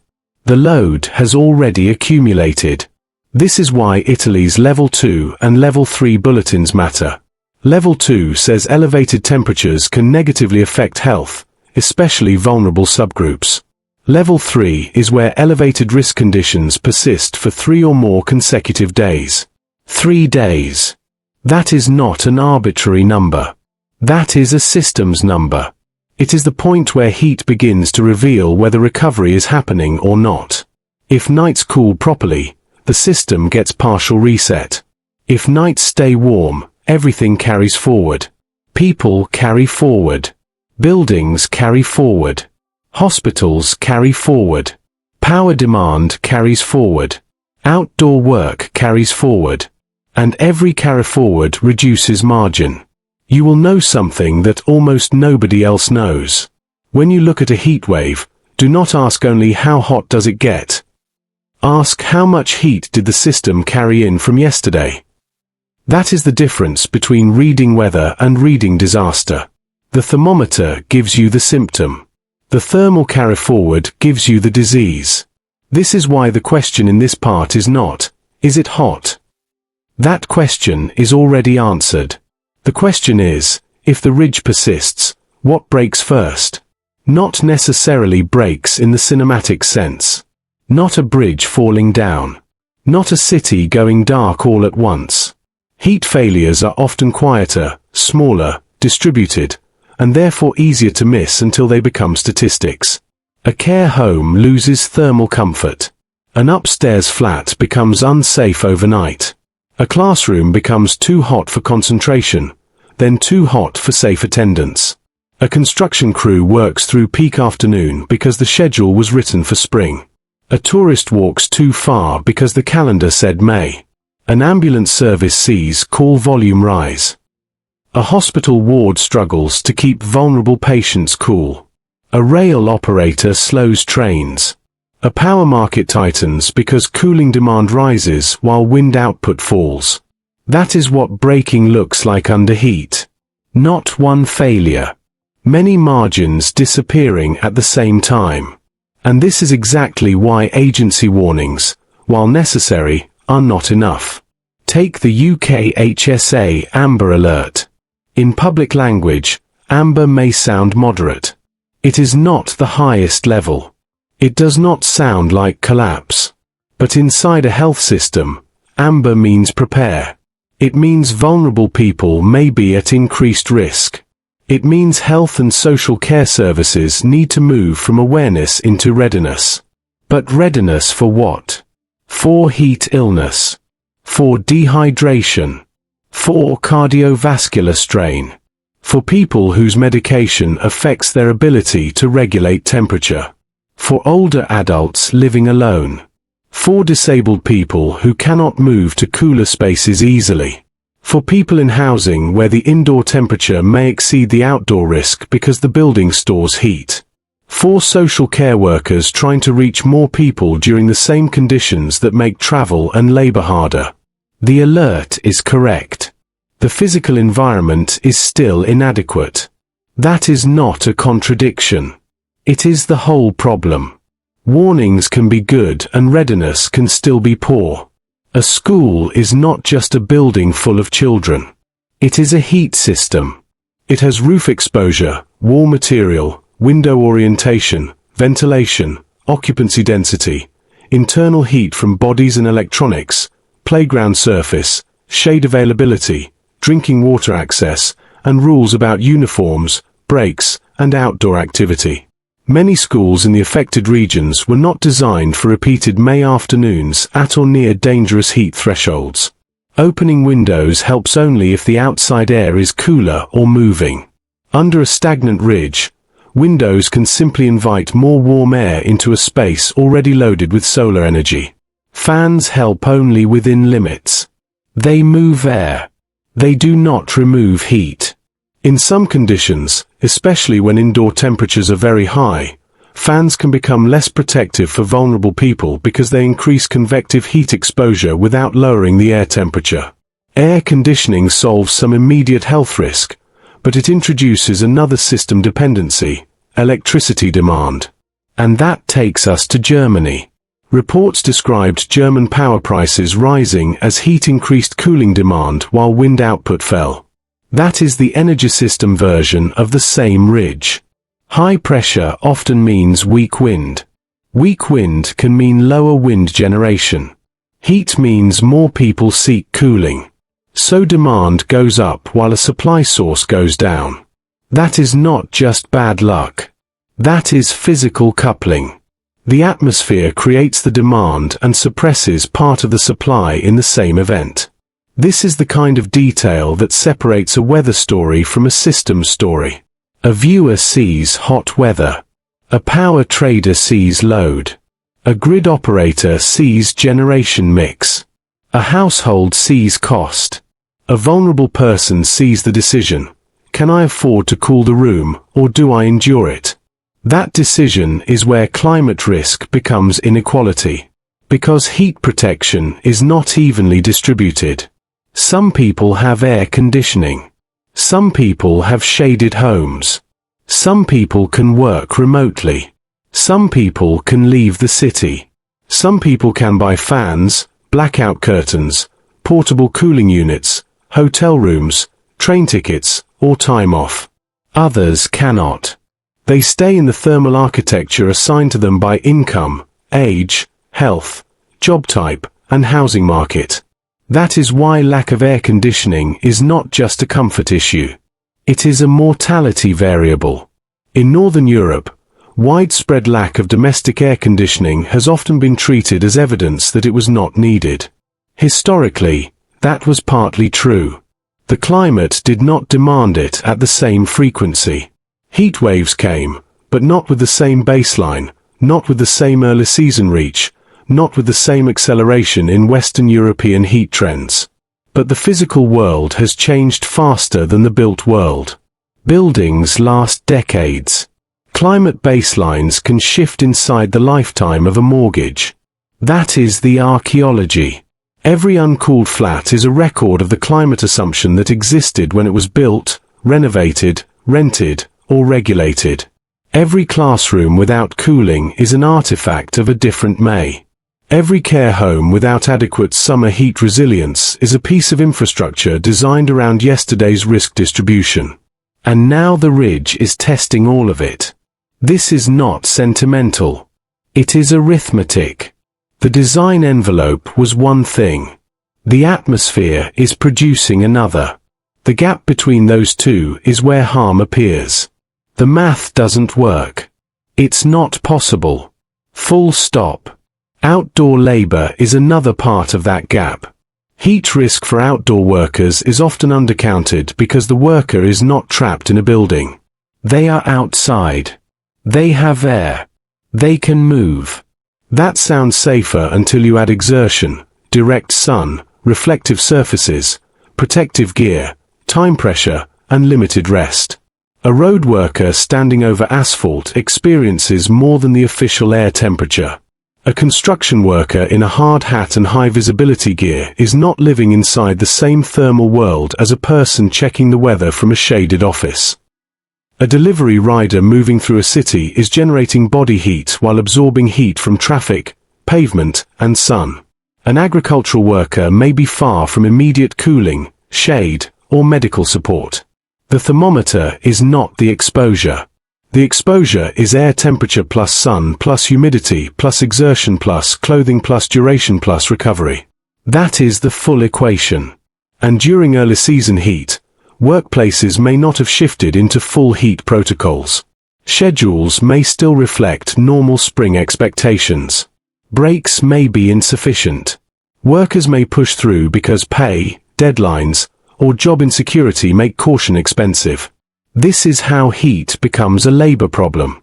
Again, not because no one issued a warning. Because the warning has to travel through economic reality before it changes behavior. Tourists are another exposed group. They are often left out of serious heat analysis because they are temporary. But temporary does not mean safe. Tourists walk long distances. They stand in queues. They carry bags. They visit stone plazas, historic districts, museums, landmarks, train stations, and open squares that can become heat reservoirs. They may be dehydrated from travel. They may drink alcohol. They may not speak the language of local warnings. They may not understand that May in Western Europe can now produce conditions that require summer survival behavior. They planned for the old calendar. The atmosphere delivered the new one. That is a vulnerability mismatch. And it matters because emergency services do not care whether the patient is a resident or a visitor. A heat-stressed tourist still becomes a medical call. A fainting person on a platform still becomes operational delay. A confused elderly visitor still needs assistance. Tourist exposure converts directly into local system load. Heat is very good at finding these overlooked pathways. Homes, schools, outdoor labor, tourism, hospitals, care systems, transport, and power all depend quietly on a temperature range that used to be reliable. The ridge is testing that range at the same time across all of them. That range is no longer reliable. This is why the recovery gap concept matters even without a single hurricane, flood, or earthquake in the background. In tropical cyclone scripts, the recovery gap is easy to see. A place hit by a storm 3 years ago, with a 5-year recovery timeline, is hit again before recovery is complete. The math doesn't work. Full stop. Heat has a quieter version. The recovery gap is the gap between heat events, or even between hot days, that is too short for people, buildings, infrastructure, and institutions to return to baseline. If the night is too warm, the body does not recover. If the building stays hot, the indoor environment does not recover. If the hospital remains busy, the health system does not recover. If power demand stays elevated, the grid does not recover. If outdoor workers face another hot day, labor capacity does not recover.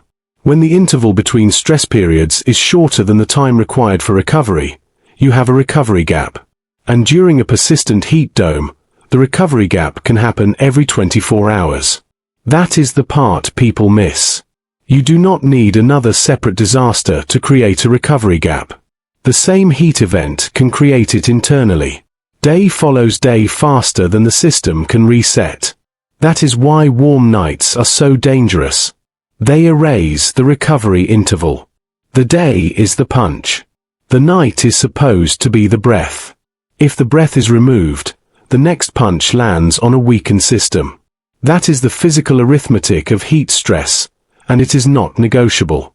The body cannot be persuaded by optimism. Concrete cannot be persuaded by messaging. A power grid cannot be persuaded by a press release. If heat loads faster than systems can shed it, stress accumulates. The math doesn't work. It's not possible. Full stop. This is where we need to be careful about institutional blame. It would be easy to say the agencies failed. That would be simple, dramatic, and mostly wrong. The agencies did what modern heat systems are supposed to do. They monitored. They issued alerts. They used threshold language. They identified vulnerable groups. They translated meteorology into health risk. In Italy, Level 2 and Level 3 bulletins explicitly captured the persistence problem. In the UK, the Amber Alert moved the event into health and social care preparation. In France, Vigilance language signaled that the heat was exceptional for May. That is not failure. That is the warning layer functioning. The failure, if we are going to use that word, is deeper and older. It is the mismatch between warning systems and the built world people actually inhabit. A heat health alert can tell an elderly person to stay cool. But what if their flat is hotter inside than outside? A school can be told to manage heat risk. But what if the building has no cooling and poor ventilation? An outdoor worker can be told to avoid peak heat. But what if the job schedule, pay structure, and employer policy do not allow that? A household can be told to use cooling. But what if electricity prices are rising and the household cannot afford it? A city can open cooling centers. But what if the people most at risk cannot travel to them? A tourist can be warned. But what if they do not see the warning, do not understand the language, or do not recognize early heat illness? That is the mismatch. Information is reaching the public faster than infrastructure is changing beneath them. And when that happens, the warning becomes morally complicated. It tells people what to do in conditions where many cannot do it. Stay cool. Stay hydrated. Avoid exertion. Check on vulnerable people. Use shade. Find air-conditioned spaces. All of that is correct. None of it is equally available. That inequality is part of the hazard. This is the difference between individual advice and systemic readiness. Individual advice asks people to make safer choices. Systemic readiness makes safer choices physically possible. Western Europe has improved the first. It is still struggling with the second. And the ridge is exposing that gap. You can see it in the homes without air conditioning. You can see it in schools improvising around heat. You can see it in outdoor labor still operating under direct sun. You can see it in tourists surprised by dangerous May temperatures. You can see it in the power system as cooling demand rises and wind output falls. You can see it in the very structure of heat health alerts, which exist because the atmosphere can now push people into danger before the calendar tells them to expect it. This is not a one-building problem. It is not a one-city problem. It is regional. And the reason the stakes are regional is that the ridge is regional. The same high-pressure architecture that heats a London flat can reduce wind output feeding a German grid. The same heat that triggers an Italian health bulletin can be part of the same continental air mass that breaks an Irish May record. The same Spanish heat that stresses Cordoba and Seville can feed northward into France and the UK. One atmospheric machine. Many systems underneath it. The systems are connected even when the policies are not. That is why systems not ready does not mean every system collapses. It means the margin is insufficient in too many places at once. A region can continue functioning and still be unsafe. Trains may run slower, not stop entirely. Hospitals may cope, but with less spare capacity. Schools may remain open, but with degraded learning and safety. Workers may finish shifts, but with greater physiological strain. Power markets may clear, but at higher prices. Homes may remain standing, but become unhealthy inside. This is what heat does. It turns functioning systems into strained systems before most people agree there is a crisis. And strained systems are vulnerable to the next input. A hotter night. A second ridge. A thunderstorm outbreak after heat buildup. A power disruption. A hospital staffing shortage. A holiday weekend. A public event. A transport delay. Heat rarely needs to act alone. It waits for another weakness and then amplifies it. That is why the energy piece is so important. Rising cooling demand is a rational response to heat. People should cool spaces when heat becomes dangerous. But if that demand arrives during a high-pressure pattern with reduced wind output, then the grid must find balance elsewhere. Prices can rise. Backup generation may be needed.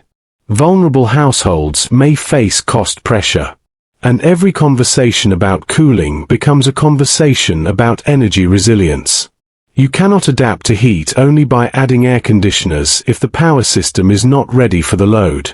You cannot reduce heat mortality only by issuing alerts if homes stay dangerously hot.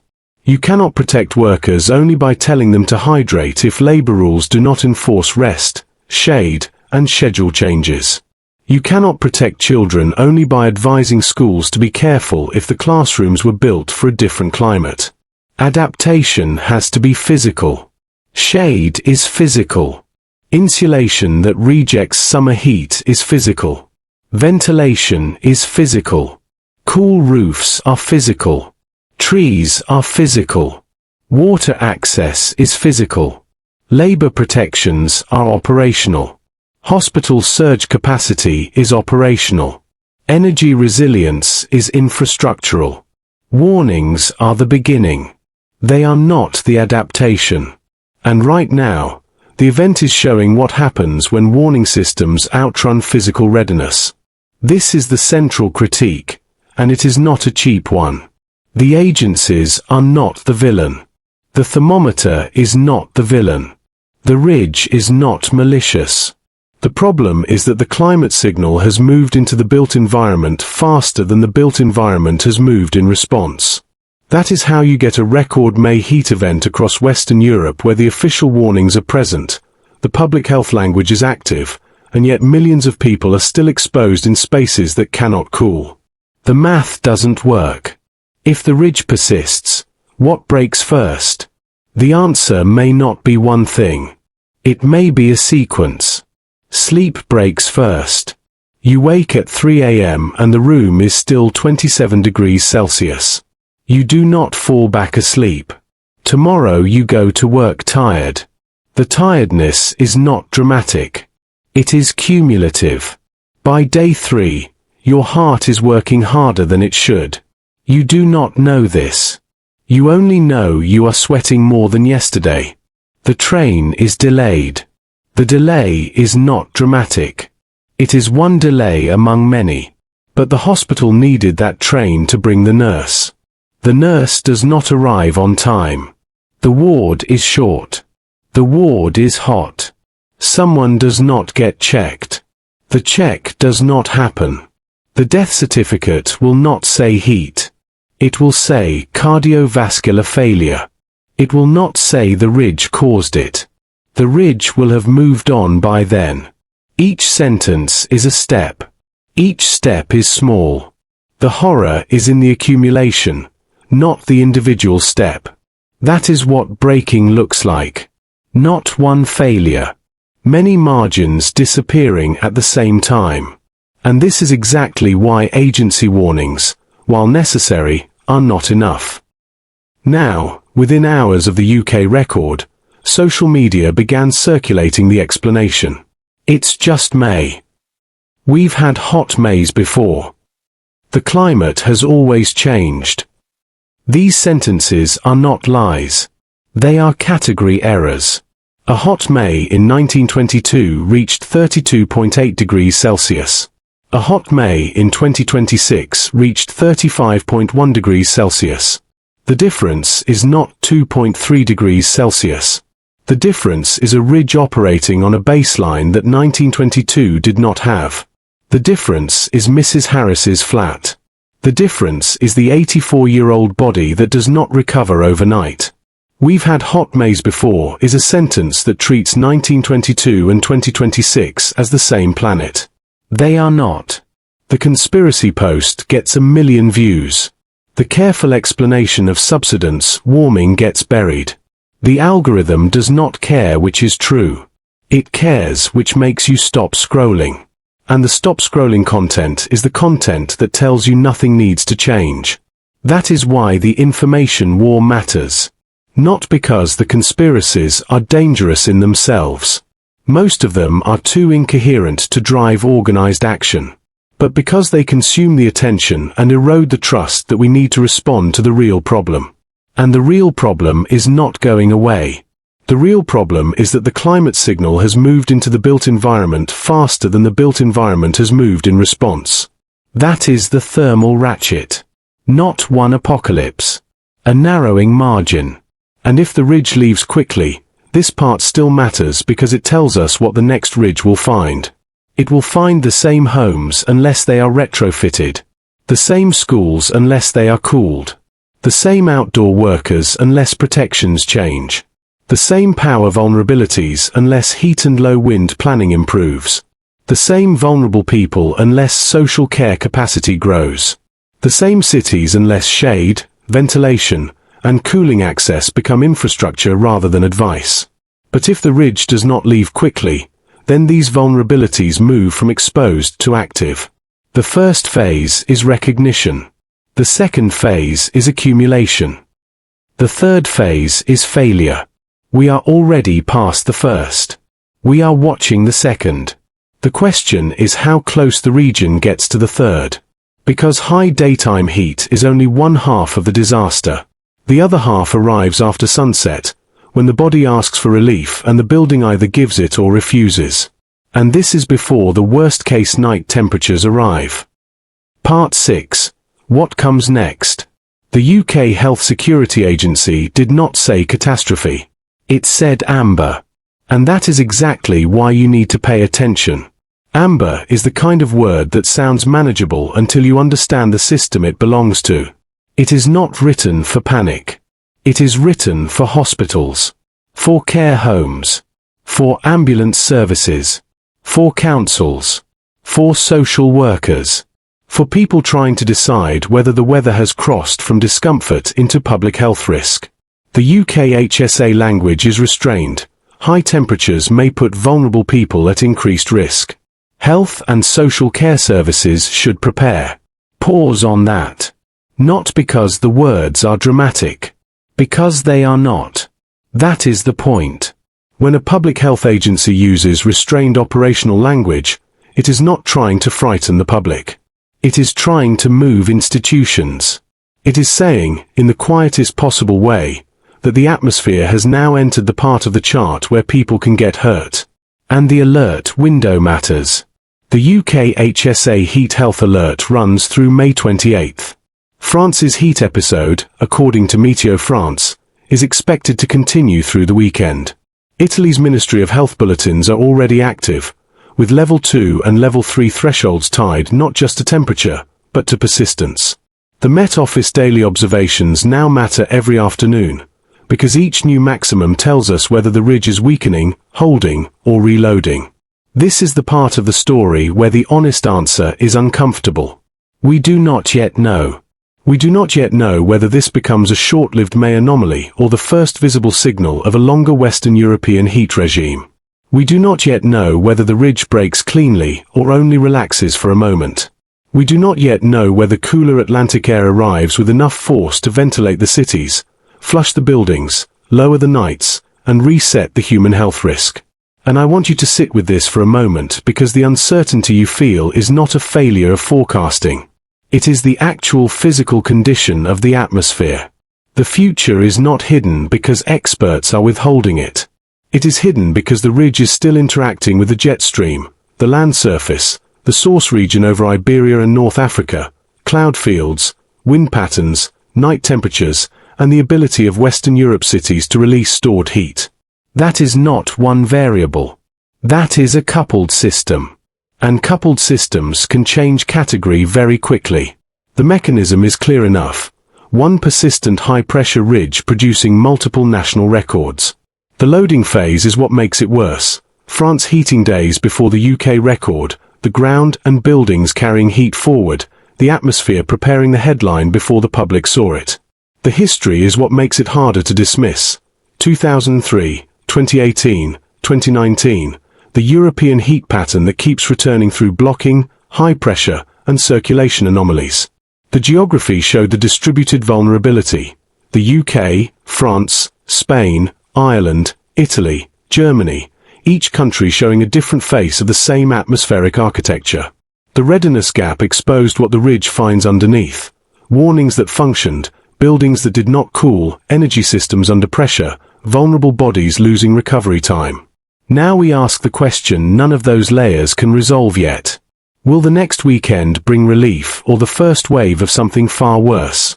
That is the final form of the spine question. Because relief on a forecast map is not the same thing as recovery on the ground. A cooler afternoon helps. Of course it helps. Nobody serious should pretend otherwise. If cloud increases, if winds strengthen, if the ridge shifts, if maritime air returns, if temperatures drop by several degrees, the immediate risk changes. Emergency managers want that. Hospitals want that. Schools want that. Every person trying to sleep in an overheated flat wants that. But cooler air is not a magic reset button. The atmosphere can move faster than buildings. That is the key idea now. A weather model may show lower maximum temperatures tomorrow, but a brick wall does not forget 3 hot days because the synoptic pattern changed at 6 a.m. Concrete does not instantly cool. Asphalt does not instantly release stored energy. Rail beds do not return to their prior thermal state the moment the headline number falls. Hospitals do not immediately recover capacity. Elderly residents do not instantly regain physiological margin. Soil does not instantly shed heat. The grid does not immediately forget a period of elevated cooling demand. The surface carries memory. So do bodies. That is why partial relief can become a false resolution trap. The public hears, temperatures will fall. The system hears, accumulated heat load remains. Those are different statements. If the afternoon maximum drops from record-breaking to merely hot, vulnerable people may still be at risk, especially if nights remain warm. If indoor temperatures stay elevated, homes can remain dangerous after the outdoor air begins to improve. If hospitals have already absorbed heat-related stress, a cooler day does not automatically restore capacity. If energy prices have moved because cooling demand rose while wind output fell, the economic stress does not vanish instantly. The ridge may weaken. The consequences may lag. That lag is what we watch now. And this is where official products become more important than headlines. Do not watch only the biggest number. Watch the thresholds. The UKHSA Heat Health Alert tells you whether public health risk is expected to continue, expand, or ease. If amber remains in place, the health system is still being told to prepare. If it escalates, the event has moved into a more dangerous operational category. If it drops, that matters too, but only alongside night temperatures and indoor heat risk. Météo-France vigilance tells you whether France remains inside an official heat risk framework. The phrase vigilance canicule is not just a label.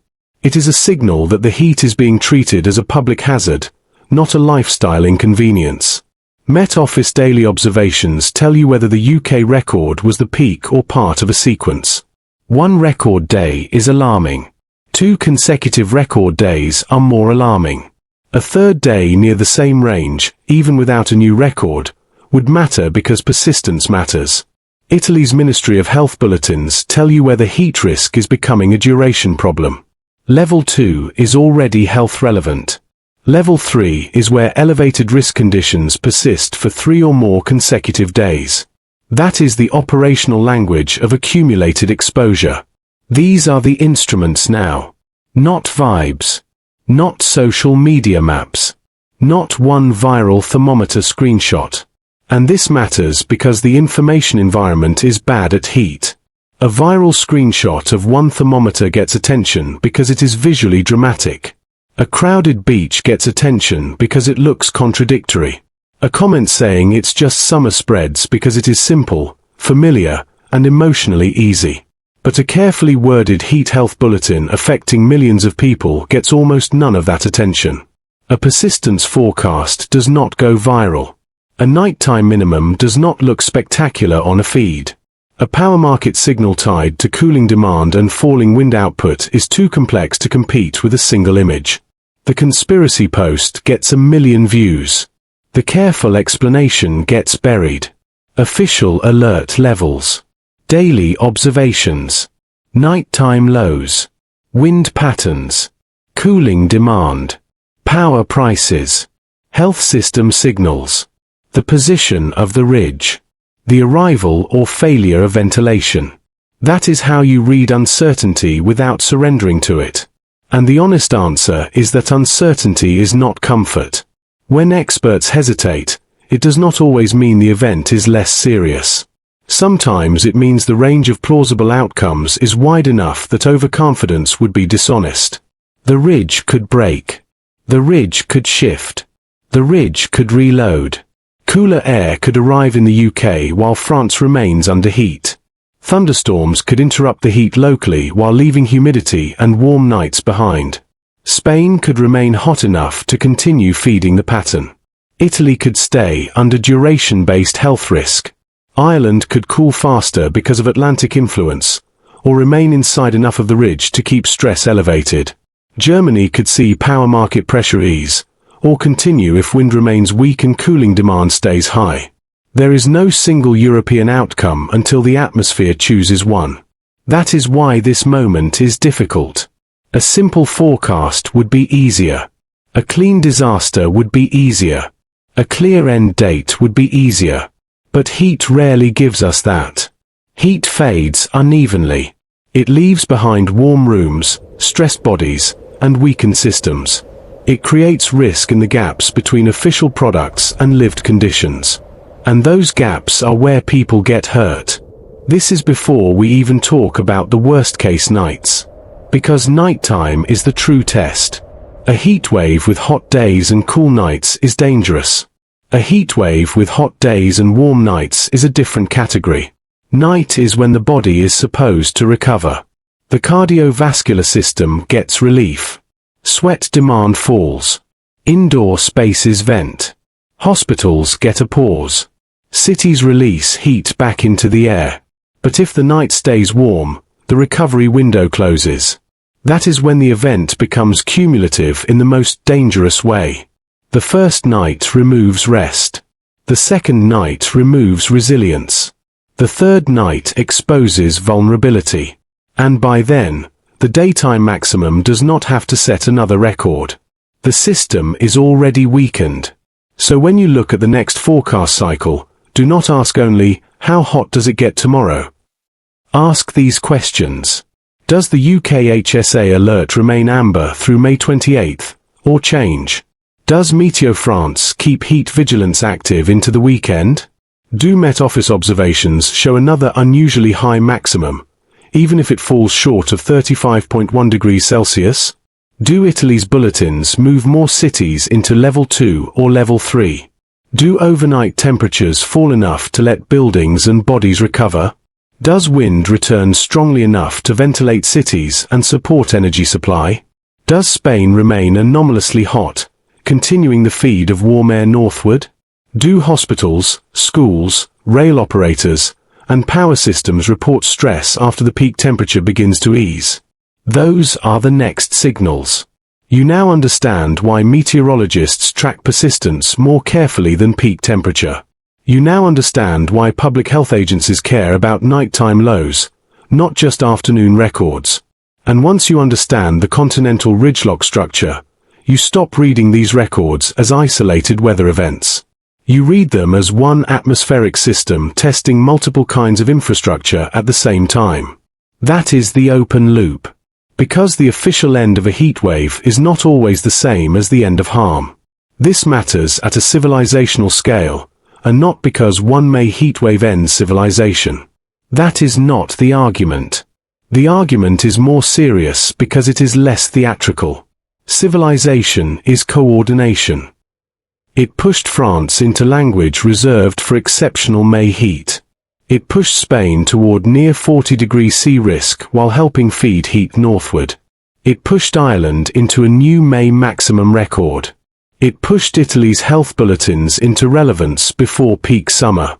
It pushed cooling demand upward as wind output fell and German power prices rose. It pushed the public from warm spring weather into the operational territory of health alerts and infrastructure stress.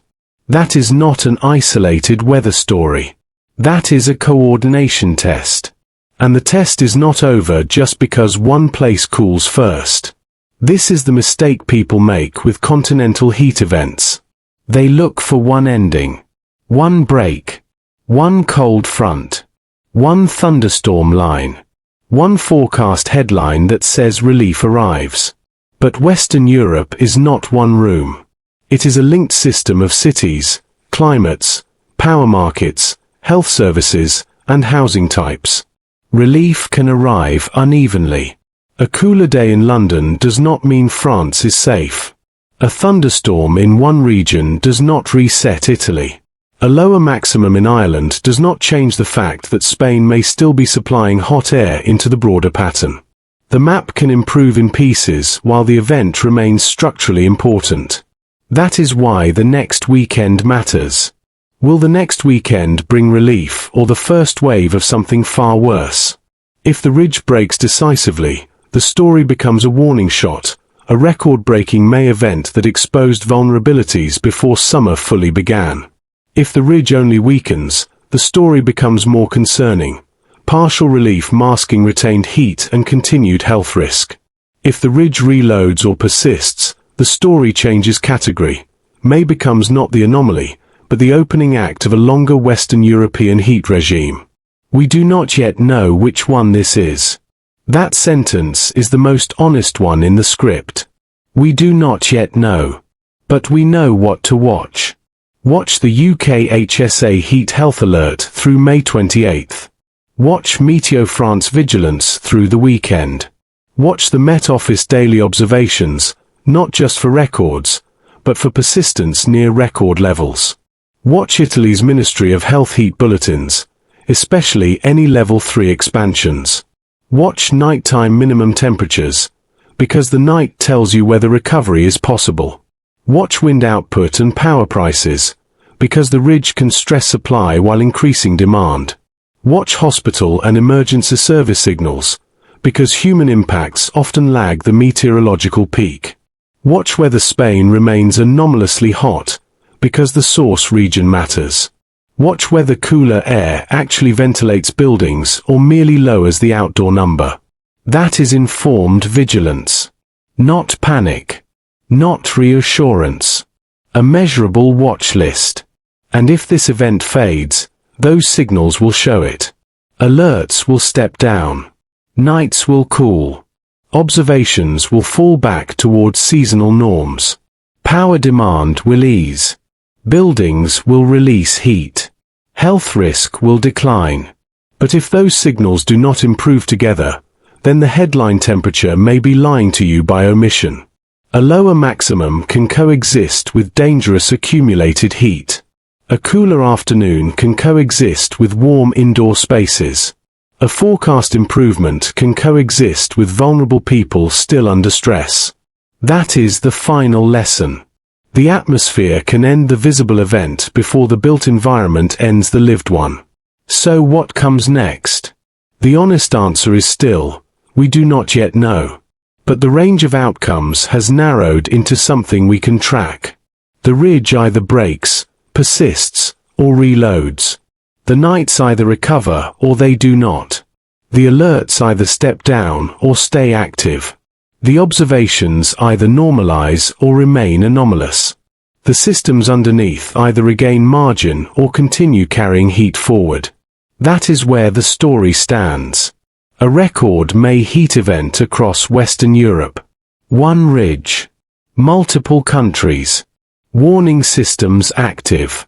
Infrastructure exposed. History behind it. Uncertainty ahead of it.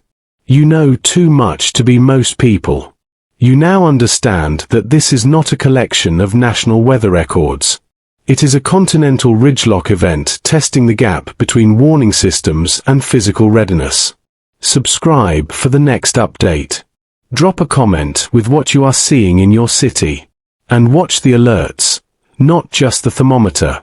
Because the next 48 to 72 hours will tell us whether this was a warning shot, or the first measurement of a summer that started before the calendar was ready.